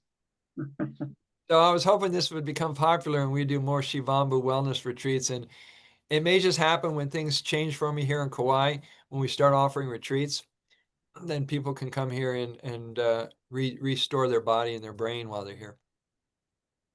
That would be so nice. That would be very nice. Do you have Instagram? Yes. Oh, okay. I gotta follow you. Is it Brother Sage on Instagram? No, no, I changed it to Sage Brother because my Instagram was so popular that after 3 years, for some reason, Instagram decided to hack it and take it down. And unbeknownst to me, so I came back, reinvented it as Sage Brother. Nice. The alter ego. Sometimes you got to get around those AIs and algorithms and make it work. So that's what happened. So you're going to place it in the tub, go barefoot, wear loose fitting pants. Now, when you're doing these foot soaks, if you're just in an area like in the bathroom floor, you want to wear either shorts, yoga pants, loose clothing, so you can make sure you roll everything up above the knee. Mhm. Or if you're in a bathtub and you're sitting on the ledge of the bathtub and it's in the bathtub, clothing is optional. The reason I suggest you roll up your pants or you make sure that your knees, shins, calves, and everything else is exposed, because you got a half an hour. You're going to be sitting in for half an hour. So this gives you the opportunity to give yourself an Orin massage up your legs or wherever you can while you're in there. Your hands, your legs, anywhere that you can during that time. Some people read a book, some people listen to music, but you're going to be there for a half an hour. Get the picture? Get the picture. Now, here's a question that people ask all the time. What do you do with the Orin after you've done a foot soak? Swallow it. Gargle and then swallow. That's one. Save it for later. Okay. Save it for another time. Araya, what were you say? Yeah, it keeps evolving. Just save it. It does. The one thing I would mention to people is that if you find things that fall off your feet into the Orin, like dirt, like lint from the socks, who knows what comes off the feet that can land on the Orin. All you have to do is strain it out. yeah. Strain it out, recycle it. It's still going to be fine. Some people just leave it in their tub and they'll take one foot soak after another foot soak after another foot soak, and then when they're all done, they pour it in their plants or put it out on the grass. Okay. All right, this is the most reusable, recycling water you can imagine. So you can always use it for something else. Maybe you'll throw it in your washer. Who needs detergent? Yeah. I may try that sometime if I know that my housemate's gone for a couple of days, because I don't know what's going to happen. All right. So any questions about our lovely foot soaks? No. No. Okay. Let's go over to enemas. The very first thing that a good, well-trained naturopath, health practitioner, nutritionist would suggest to people when they approach them and they say, I'm sick, I've got this going on and that going on, the very first thing they would say is, give yourself an enema or get a colonic. Because oftentimes it's reabsorption of toxins into the bloodstream, which is an indication that you've got toxins and backed up things in your small intestines and things that are inflamed and pushing on your organs. So enemas are a lifesaver. They are a lifesaver. Yeah, that's how I healed my head. I used to get really bad migraines and I would feel one coming on and I just did an enema and it would go away. Mm-hmm. Yeah, what happened? Oh, now they just stay away.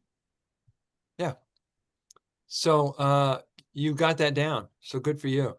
Yeah. I'm the same way. I'll do an enema. I'll give myself a foot massage. I'll put on whatever it takes. But you don't want to go for Advil or Excedrin and that stuff. You do it the natural way, and it's very effective.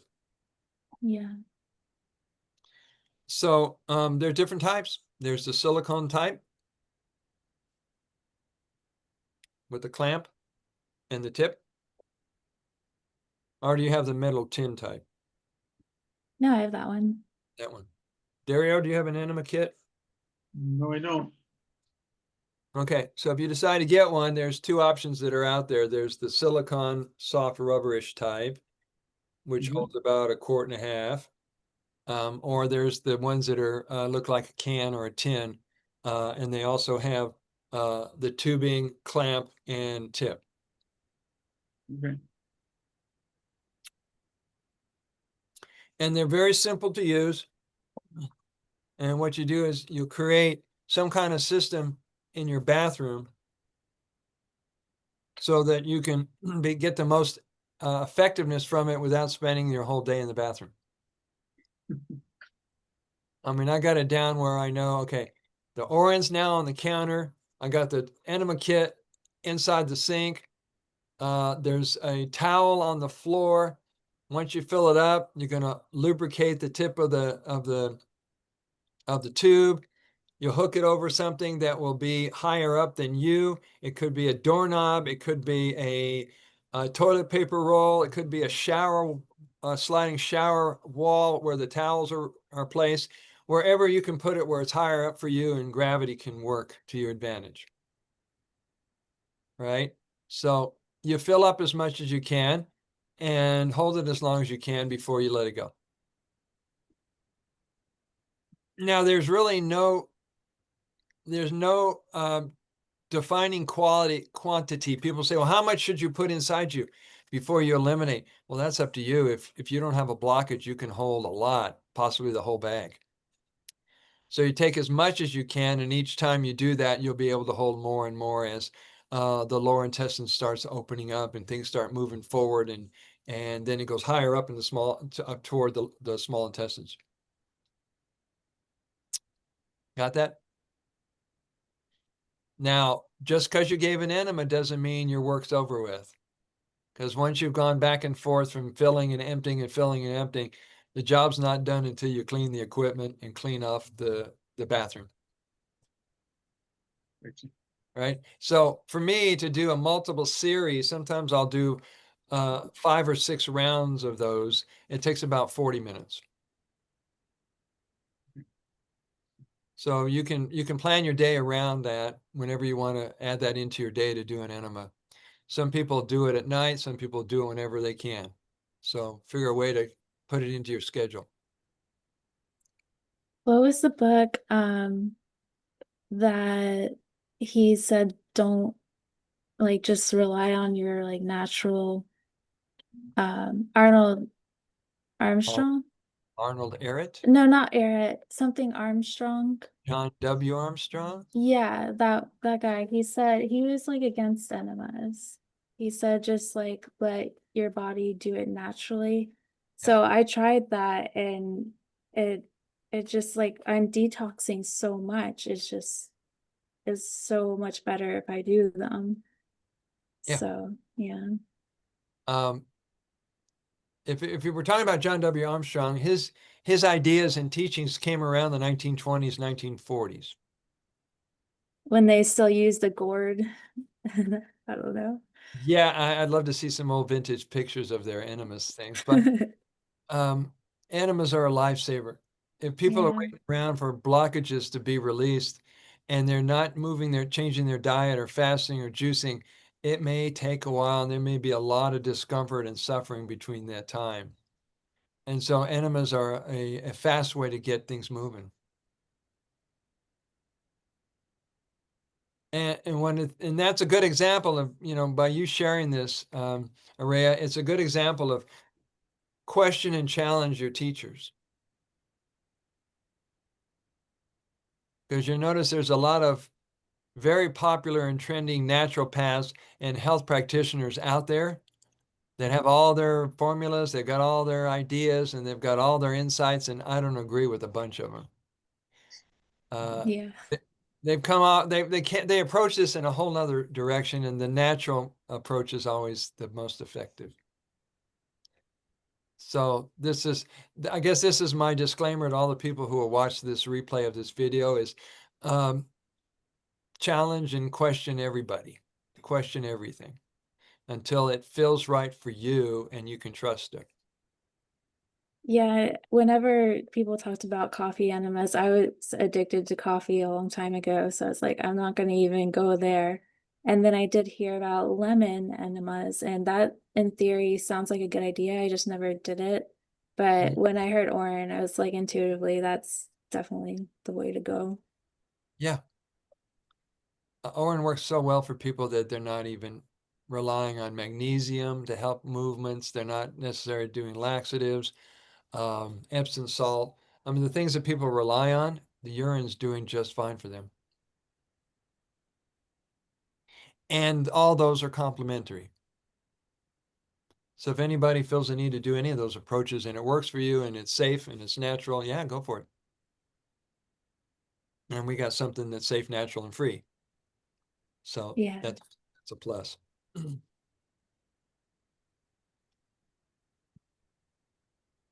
All right, any questions about, oh, you can also use this for douching and for implants.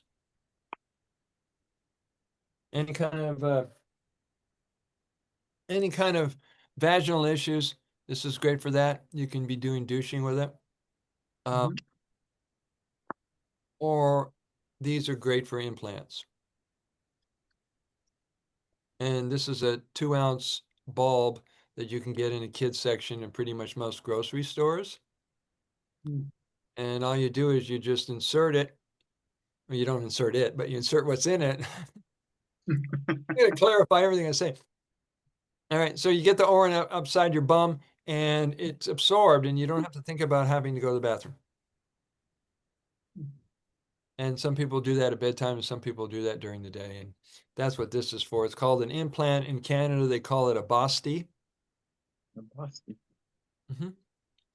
And so if you ever hear about implants, that's what this is referring to. Got that? Mhm. All right, let's go over to the section on ears.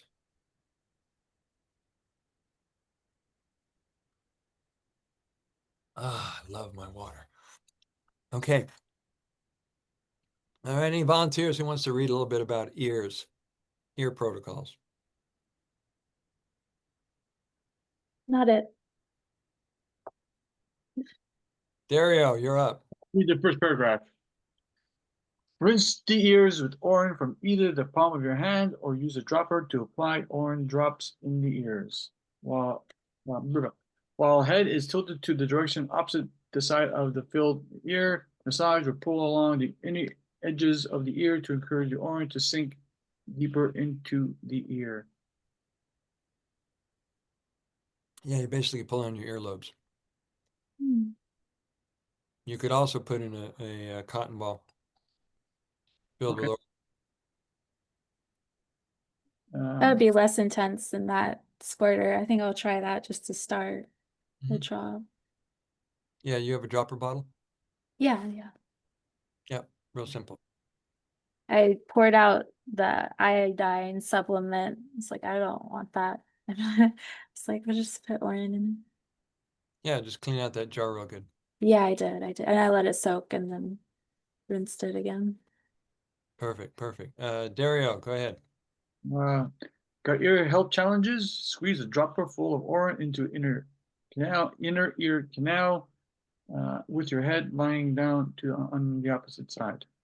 Hold Orin in ears for as long as you can. Try leaving it in the ear for 5 minutes. When ready, tilt head to opposite side and let it drain. Repeat protocol with the other ear. Thank you. Okay. Thank you. So this is for treating ear infections, hearing conditions, wax buildup, whatever's going on with your ears. Some people are using it for tinnitus. Some say it works. Some say it doesn't work. Some say tinnitus is the result of being around 5G. You know what that is, right? That buzzing in your head. Yeah, yeah.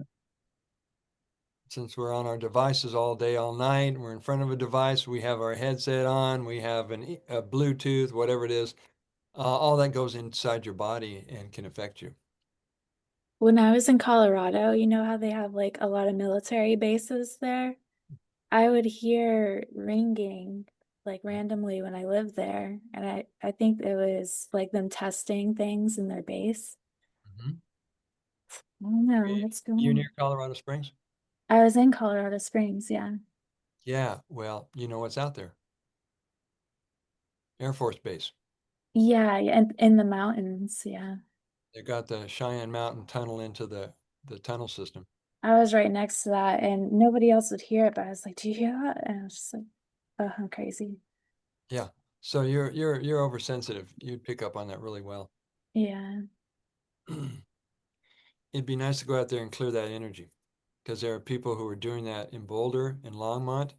When I lived out there, they'd come around and they would energetically clear and reset the grid in all these different canyons and places so that they didn't have to go through that, and neither did anyone else. Wow. And they've been doing this on Kauai, where I live, is every couple of beaches, they would do grid work and planting of crystals and ceremonies to not only help the grid and the ley lines here in Kauai, but also all over the world. Wow. Do any intersect the ley lines in Kauai? They do. Wow. Yeah, if you take a look at ley line charts, there's maps that are out there. You can see where they stretch everywhere. And this explains why when they have these sacred sites, particularly in Kauai, they call them a heiau, why they chose those sites. Because of its alignment with all these energy centers, these ley lines. The chickens know. The chickens know, and these guys have no idea that 2 o'clock in the morning, we don't want to hear them talking. Okay. An alternative method to eardrops is to place an orange-soaked cotton ball, which I mentioned, in the ears. Keep it in there for an hour and then remove it. Tip the head to the side of the ear and massage thoroughly the ear to either absorb or drain the remaining orin. Q-tips are often useful not only in applying and dabbing it inside the ear, but they can also be used in other ways. Most people will easily sniff a finger dipped in pee as a beginner's method of drinking through the nose, while others prefer the use of a Q-tip to swab orin in the inside of the ears or the nostrils to clean out bacteria and those passageways so they can breathe better or hear better. So since this is nutritional and this is medicinal, I've not heard of anybody saying, oh, I didn't get it to drain out of my ears. Do I have to worry about anything? I said, no, but you might be able to hear a pin drop a mile away. I have no idea how well that's going to improve people's hearing, but it's not going to make it worse. You know, here people always say, oh, I went swimming and I got water in my ears, and they were trying to get it all out. And I'm going, well, if orin gets in my ear, it's going to eventually get absorbed. Yeah, when you do a backflip underwater and all the water goes to your head. But that's when I did like the sniffing and it would go up your nose too. It's like almost nostalgic for me, so it's not Yeah, bad. not bad at all. All right, any question about the ears? Nope. Whatever it takes to get in your ears, whether it's your hand or a dropper bottle or that silicone, you could use the bulb, whatever it takes. Okay. Now, even though you may have good hearing or good eyes, good eye function, it's always good to get in the habit of doing preventative care so that you're ahead of that. Drop them in all those different places, the ears, the eyes, the nose, the mouth, the belly button, et cetera, just to keep it healthy and stronger than it would have been in case it gets into a weakened condition. Understand? Yep. Yay. Eye rinse. Eye rinse. Where's my eye cup? It's time to get a new eye cup because mine fell. You guys have an eye cup? Yeah. Yep. Is it glass or plastic? Glass. Yeah. Glass. Yours is plastic? Yeah. No problem. Whatever it takes, the good ones, they're designed to shape of the eye. Mm. So it lands just perfectly over the eye because you want to seal it. Get an eye cup from a local drugstore, health food store, or get one online. Fill up your cup with fresh Orin to avoid a sting from the astringent quality of evolving Orin. Press and hold firmly to one eye. Blink several times while the cup is still secure. Now, I studied with Dr. Rosalind Hanson, who's this naturopath from, I think she's from Tennessee or Georgia. She showed up at the Water of Life convention. It was called the Water of Life Symposium in Las Vegas in 2018. And what she was teaching was once you've done one eye and you've totally bathed it and you did your thing, you switch to the other eye and bathe it and blink and do it the same thing. And then when you're done with it, is just tilt your head to one side and just pour it over one of your eyes. That was how Start she, over your shoulder. yeah. So she would pour over the eyes and whatever drips, you just wipe it over your face. Yeah. What might you think is some of the things that this will treat? Some of the eye conditions that this will treat. What would you say some of the things that people would be using it for? Cataract. Glaucoma. Keep going. Floaters, Floaters. Oh, Sure. Floaters. night vision, yeah. eye strain from looking at screens too long, Yeah. The whole Lazy eye. lazy eye. Yeah. Dust in the eyes. It could be anything. So that's what we're using it for. Let's see what's on this list here. Any eye problem. Using to treat all irritation, cataracts, poor vision, swimmer's eyes from being in the chlorinated water, floaters, sore or tired eyes, or any eye infection. Okay. And did we look at the upgraded version?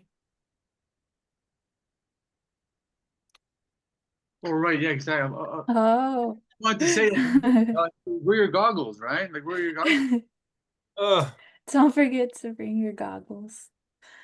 What I've not done yet, and I might try this sometime, is take some Orin down to the beach with me and walk around with Orin in my goggles, walking around people and just see what it feels like in my head, what I would be thinking.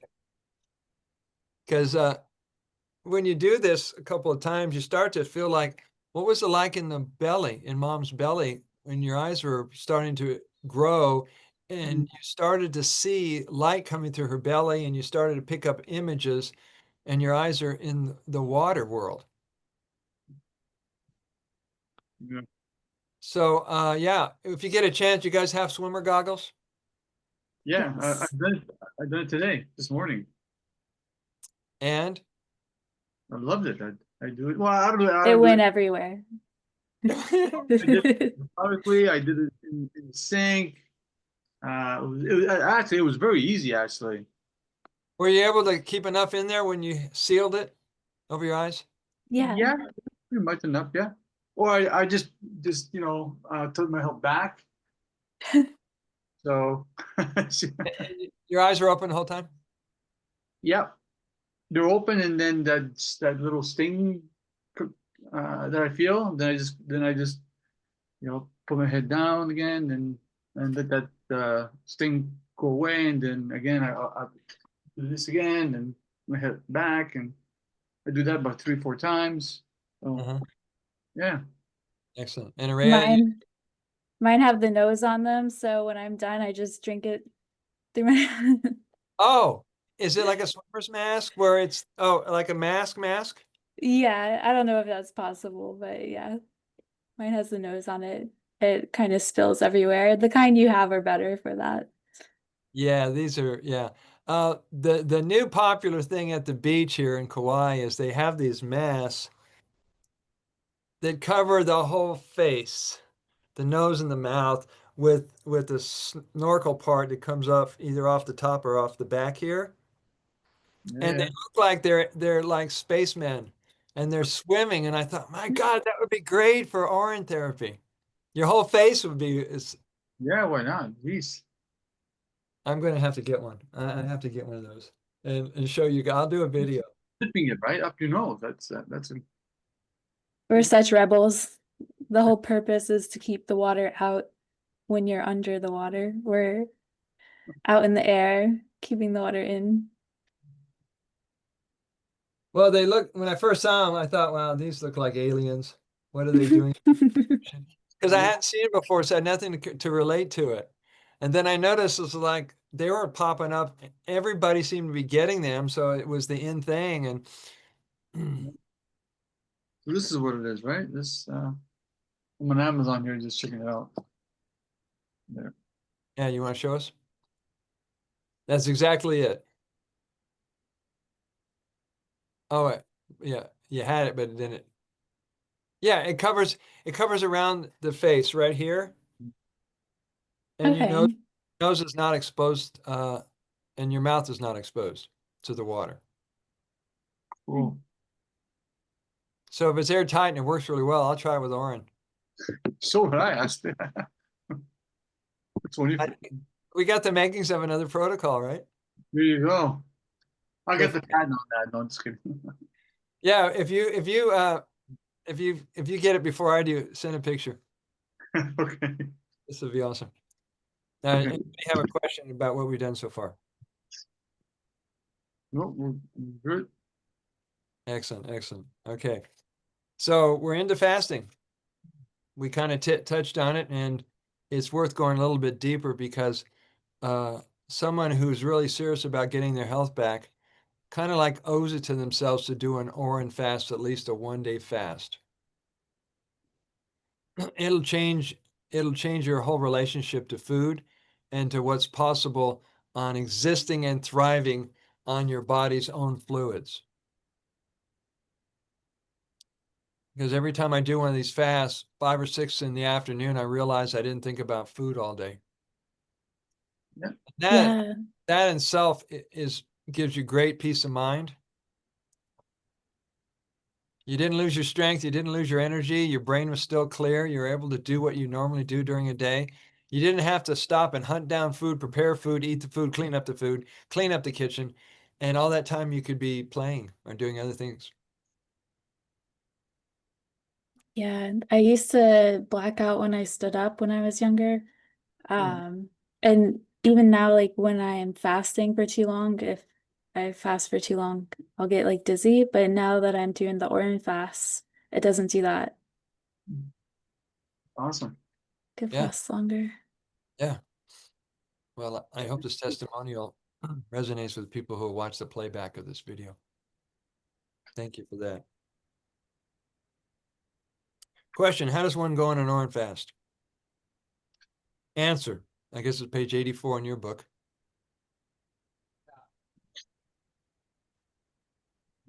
Or It starts off with the answer to the question, how does one go on an orin fast?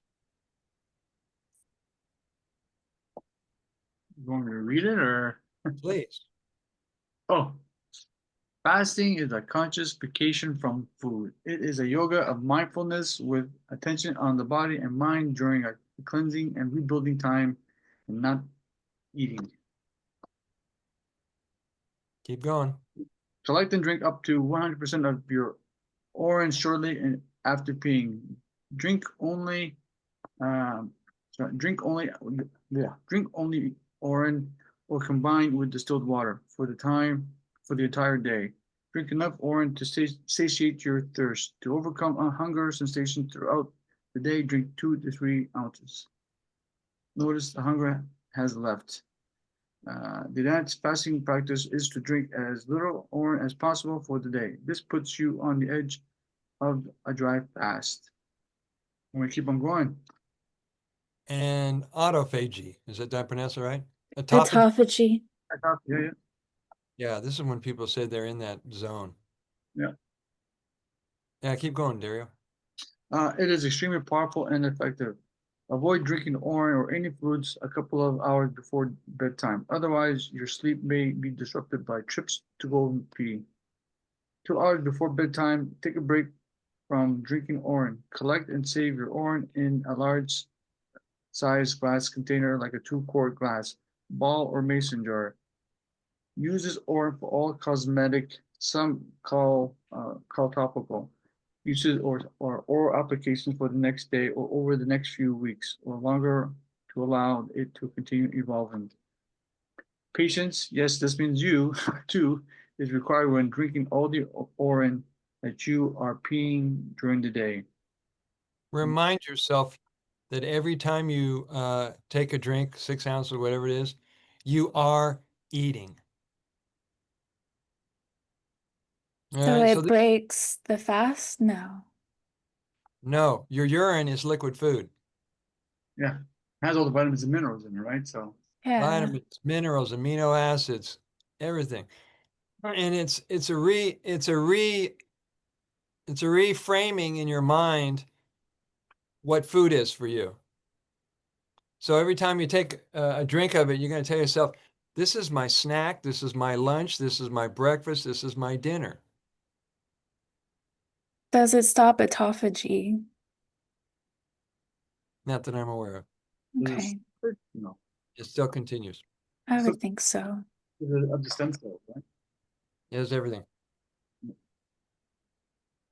They So- say when you're like, they say autophagy kicks in after 3 days of fasting, but if you're raw vegan, it's only 24 hours. Good. Yeah, thought that was cool. That's great to know that. So you can get into the zone and you can stay there, and all that's required is discipline. The people who have walked away from most food practices and the things that are causing them sick had to be well disciplined. The folks that are raw foodists, the people who are fruitarians, the breatharians, the liquidarians, they know how to say no to the things that everybody else is struggling with. And that does not make these people, I would throw myself in that category, superhumans, our superhuman strength. We've just learned discipline. And when you get to that point, that's called liberation from food slavery. And it's a terrific place to be because then you can eat according to how you feel the need to eat and not according to the clock or family tradition. And you get to a point where I'm at the point where I eat for pleasure and Nice. not eating out of the need for a nutritional deficiency to be met. Most people have neurosis around eating because they think, well, they're missing vitamin this and amino acid that and protein this, and that's what they're aiming for when they're eating, and there's anxiety around that. So we want your eating time to be pleasurable, or else you're going to be neurotic. You'll be like a lot of people walking around, having fits because they're not eating according to the clock, or they're an hour off, or they're I need a cupcake. have a cupcake, please give me a donut. I see people at the airport. Oh, give me some nuts. I need anything. My blood sugar stopping. Okay, Yeah. I'll give you some. Here, drink my orange. Here, have some of mine. The advanced practice of fasting is to drink as little as possible, and that puts you on the edge of a dry fast. It's extremely important, powerful, and effective. Avoid drinking orange or any fluids. I already reread that part.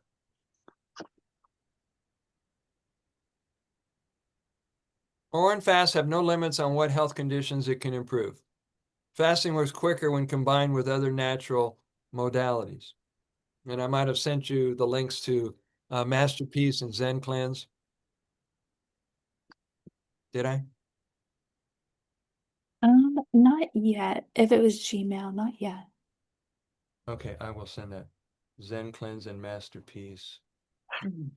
These are some of the most effective complementary modalities that I use and recommend because they have the ability. One is Zen Cleanse is based on enzymes, which have been fermented plant material, mushrooms, herbs, 3 years compared to 2 months, which most enzyme companies only stop after 2 months.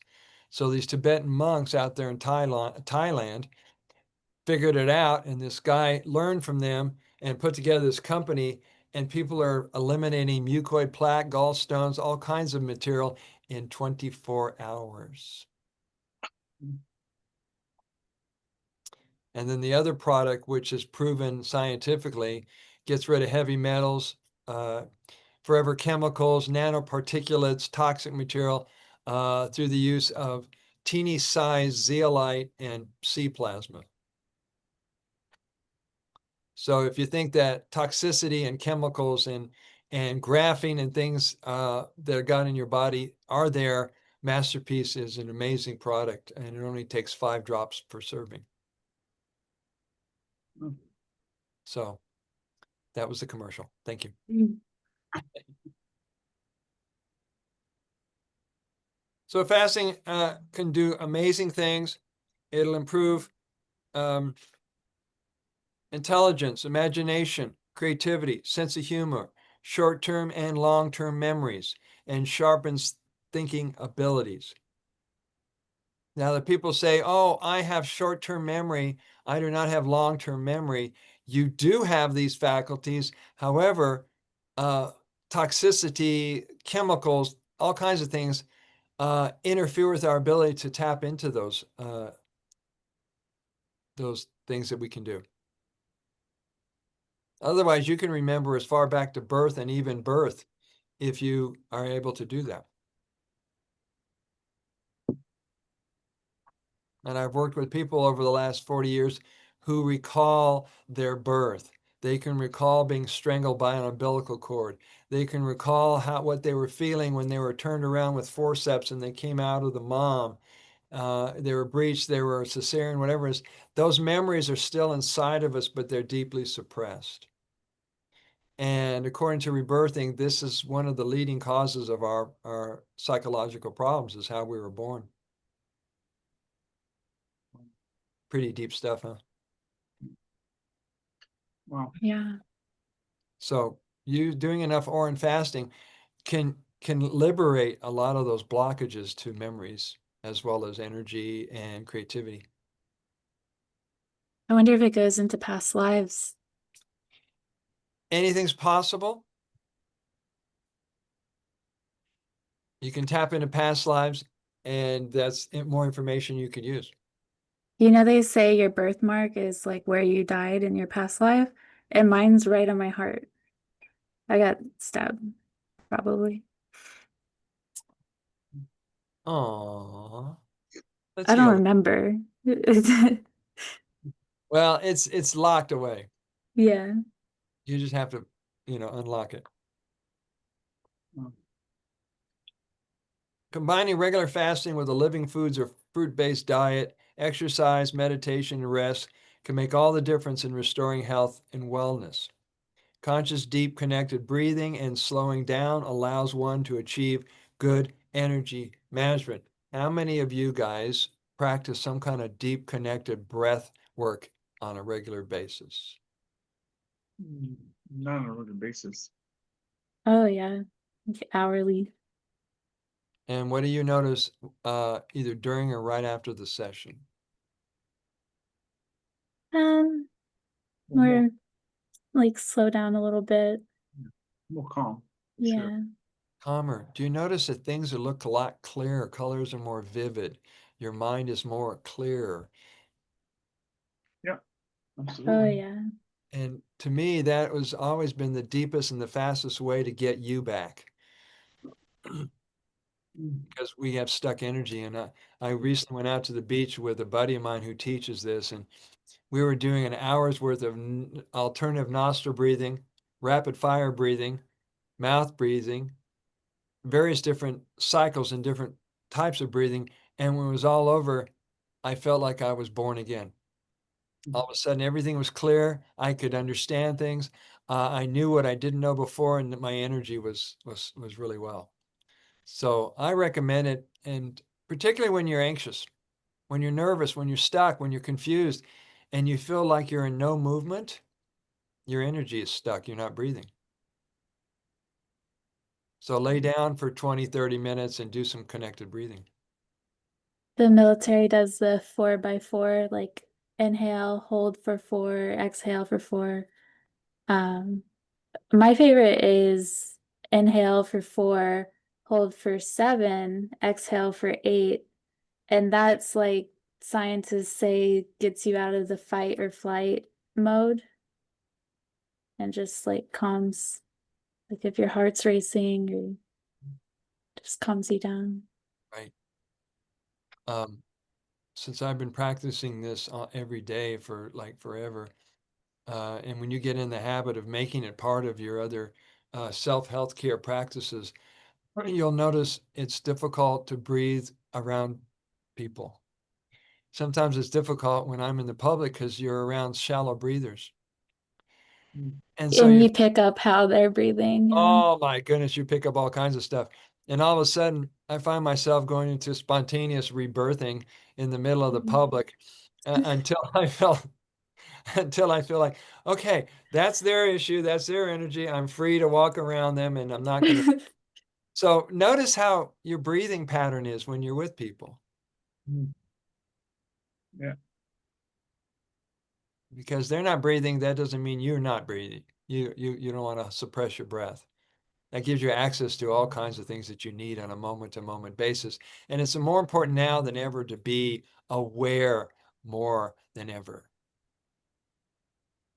Aware with who you're with, aware of your environment, aware of your breath, aware of your thoughts, because you never know when something could arise that you need to see if there's a red flag and it's time to leave the scene. I was traveling, just doing a little road trip journey, and my mom was like sharing my location and like checking the weather. And like every time I left somewhere, there was like a natural disaster broke out. Like I swear it wasn't me, guys. But like maybe intuitively, I was just like, okay, it's time to drive on and go explore the next area. Yeah. So get in the habit of doing that. I notice that every time I do that, like when I did it with my friend Shankara, is that when it was over, things in my life that were in stop mode started making more progress. Clients reached out, students started showing up, money started flowing, and it was an energetic block. So if you feel like you're stuck in your life, your breathing needs to be in motion because we're energy beings. Everybody breathe. Don't forget. Don't forget. Why do you think I use these when I'm doing conference calls? Because I'm in groups of like 50 people, and you can see who's like paying attention. They're doodling on their paper. They're looking around the room, and they're not hearing what's being said. So I'd hold this up, and all of a sudden, people in the group are going, "Okay, okay, yeah, I'll breathe." I just recently looked up like air conditioning actually filters out the oxygen. Oh boy. I know so many steps to take. It gets like 90 degrees out, but I definitely keep it open at night and try to get outside most of the Mhm, day. mhm. And do you sleep with the windows open? Oh yeah. Yeah, these guys are open all night. And if it gets cold, I'll grab another blanket. But there's something about keeping the house free of stuck energy, and that really helps. And when it rains, it's just lovely because the negative ions come in the house, and Yeah. it's like sleeping in a garden. Yeah. John W. Armstrong, he was doing fasting with people in healed blindness, having people fast on Orin for 100 days. Wow. It was allegedly Dave Moore out there in England who did a 40 he did a 30-day Orin fast and healed the cancer. And people are healing all kinds of stuff by doing that. So it's purifying, it's cleansing, it's removing things out of the body, the dead cells, or the toxins, the viruses, the parasites, you name it. So it's a great way to give your body the rest it needs and to saturate it with good nutrition. So definitely think about fasting.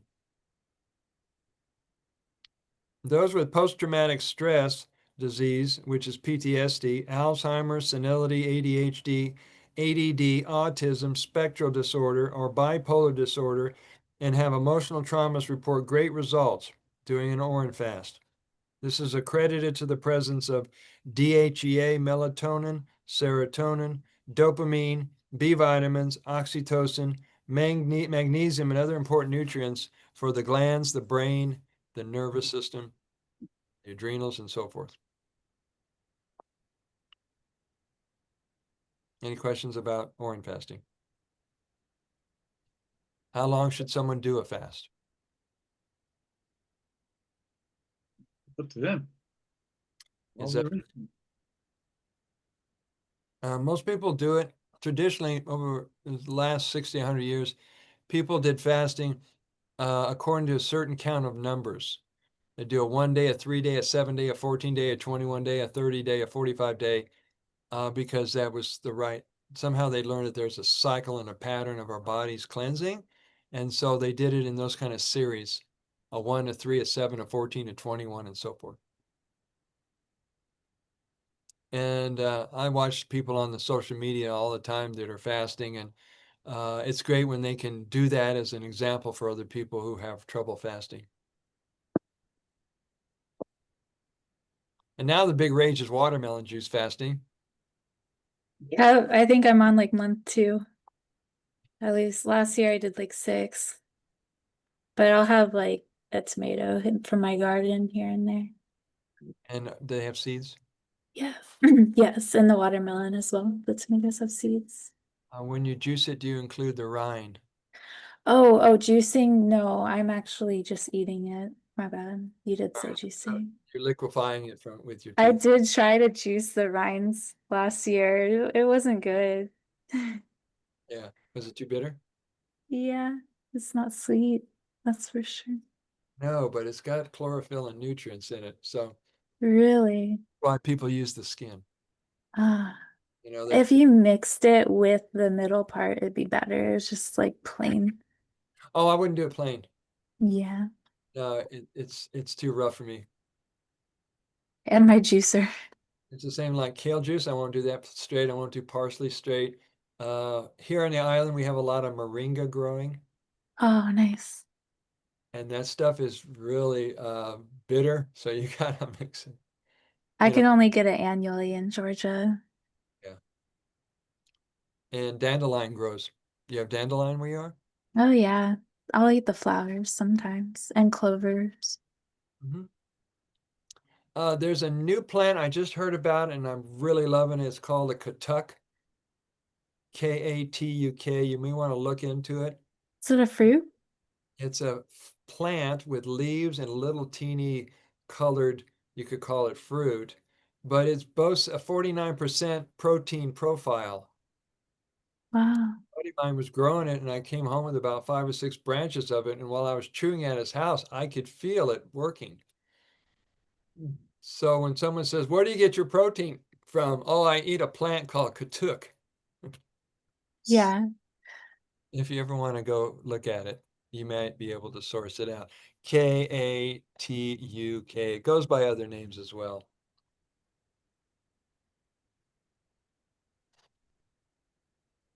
Everything out here seems to be food, medicinal. You've heard of Mimosa pudica? No. Mimosa pudica is also known as the shy plant because when you go and touch its leaves, Oh it yeah. leaves back in, it curls them back in. I killed mine. I did it too much. Oh, you were teasing it? Yeah. Anyway, it's historically known for eliminating parasites. You eat it? Oh wow. You could eat it, you could juice it, you could dry it, you could do whatever you want. I was buying Mimosa pudica in capsules, and then I looked it up and I saw pictures of it, and I realized it's in my backyard. So Oh. everywhere, I mean, on this island, there's pulselane growing everywhere. There's wild tobacco growing here. There may be sorrel and some, there's all kinds of medicinal plants, and when they're in people's yards in America, they call them weeds. But these things can nourish you and save your life. So I think it's very valuable to learn identifying plants in the wild as a skill. Yeah, for every ailment, there's a herb or plant for the cure.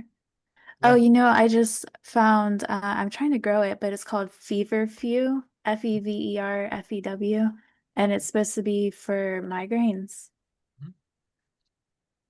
Did you get some seeds or I cuttings? have the seeds, that's not growing yet. Maybe I should start it indoors. I don't know. Everything else is growing. Look at all these watermelon eaters. Where's my watermelon? Come on. Oh yeah, I've got watermelon growing everywhere. I haven't found seedless. I have to keep looking here on the island. There's everybody seems to have seedless, Dang. which they've been genetically messed with. Yeah, how do they even grow it? If it comes from a seed, it would grow a plant with another seed in it. I don't understand how they're doing it. I never did either, but there's little white seeds maybe, Oh but then yeah. black seeds. And the richness and the sweetness is not there. You can tell Yeah. it's genetically modified. It doesn't taste like it should taste. Yeah, even if I wasn't gonna eat like with grapes, if I was spitting out the seeds, I would still prefer to have them in there. Yeah, I would too. And guys, what holiday is being celebrated in the next 2 days? Oh, fourth. Yeah, yeah. Every Fourth. every store in the nation is going to have watermelons. Mm. And if you live in states like Texas and Georgia and Oklahoma, the watermelon farmers pull up on the side of the highway, open up their tailgate, and they sell watermelons for like $1 a melon. I mean, they did when I was in Texas. I'd be going from Austin down to Padre Island to be at the beach, and I would live off watermelon for 3 days. And you could buy as many as you wanted because they're only $1. Holy, well, that's Now Yeah, I here found a guy. it's $25 for a watermelon here. Oh Okay, my you gosh. gotta really want the watermelon, jeez. which I really want a watermelon watching it. Have you had the yellow ones? Yes, Oh my gosh, I gotta find those. keep an eye out. I'm sure you will. I'll just grow them. Well, when I do find them, I will. Good, good. Let us know. Um, so when it's time to break the fast, you break the fast, and breaking the fast is just as important as starting and doing the fast. People make the mistake of when they've finished their fast, they go back to their regular ways of eating, which is overworking your digestive system. So if you're going to break a fast, the best way to break it is either with juice or fruit. So you slowly introduce heavier foods and larger quantities of foods as the days and weeks go by, and don't rush back into your normal eating patterns. You know this stuff, right? Yeah, it's Good. best to do baby steps because, yeah, if you do like a huge, just dive into a long fast, then you're gonna have like really bad cravings when you come back out of it and just like ruin it. Yeah. Yeah, your discipline will go down the drain. You got to be able to maintain. And this is why a lot of people, they fast with support buddies. They either fast together in person or they do it on the internet, so that they have someone standing by their side and calling them out if they're, if they're weak moments, to go, oh yeah, but I got this leftover food and I've been wanting this thing is ready to eat, and they have to tell you, you agreed not to. Keep your darn agreement. Yeah. All right, so that's the part on fasting. There's a shampoo, scalp and hair massage you can try. If your hair is like Araya and it's naturally dark, no problem. My hair gets darker when I do shampoo and conditioning on my hair. It gets darker, and my hair from being in the sun so much is turning copper colored. I put henna on my hair. I had dyed it blonde. I'm not dyeing it anymore. This is the last time. It's going to be Yeah. natural from here on out, but I just wanted it to dye it back to my natural color because I had done blonde and Uh-huh. it went a little dark, but it will fade. What's your natural hair color? Um, like a light brown. Uh-huh. Yeah. Yeah. Well, it's great. It's great for me to be one of the seniors. And a lot of the people that I know that are in their 60s and 70s, even people in their 50s, their hair is silver. And the only silver hair I have is on my beard and chest. So my hair, you can see, it's not too bad.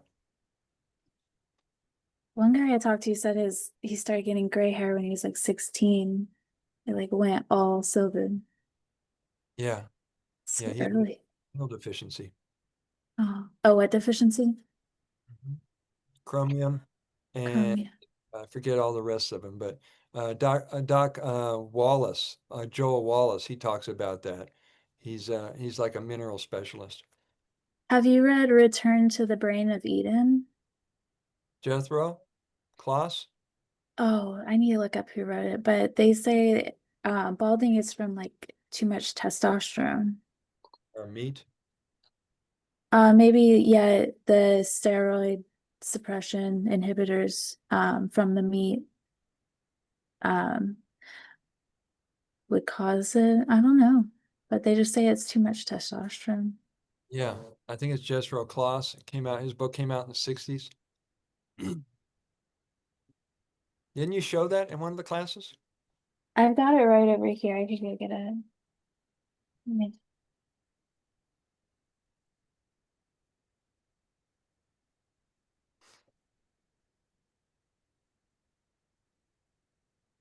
So when you wash your hair in your Orin,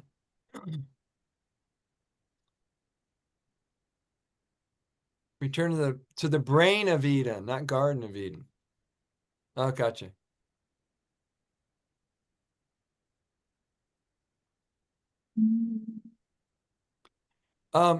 Araya, would you type in the title and author in the chat area?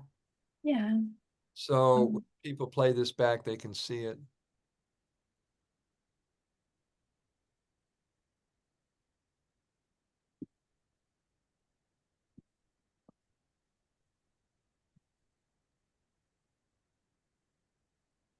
Araya. When we took a break, I posted on Facebook looking for authors to co-create UT children's books. So we'll see if anybody comes forward.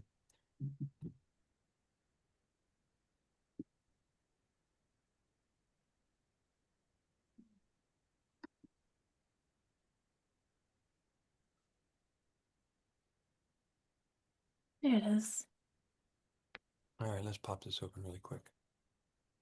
Return to the Brain of Eden, Tony Wright and Graham Ginn.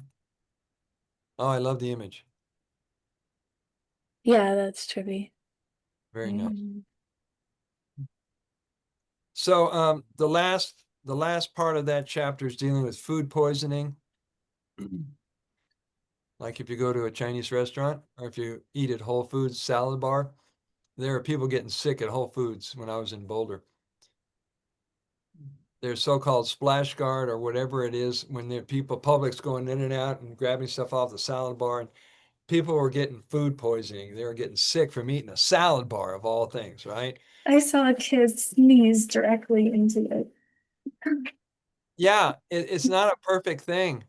They can't control what happens once the food is laid out there, and it's the oxygen is getting to it. So after a Yeah. while, it's going stale and it's it's turning bad. And some of the guys at their salad bars, they don't change this food for hours and hours. And so Mm. and then they kept raising the price every year. I think here in the salad bar at the health food store is like $14 a pound. And I remember when it was $5 a pound, $6 a pound. Nobody remembers those days. Okay. All right. I don't know this. So food poisoning is great for this. Um, of course, in the book I wrote down, begin by taking 5 to 10 drops and increase the dosage up to an ounce or more.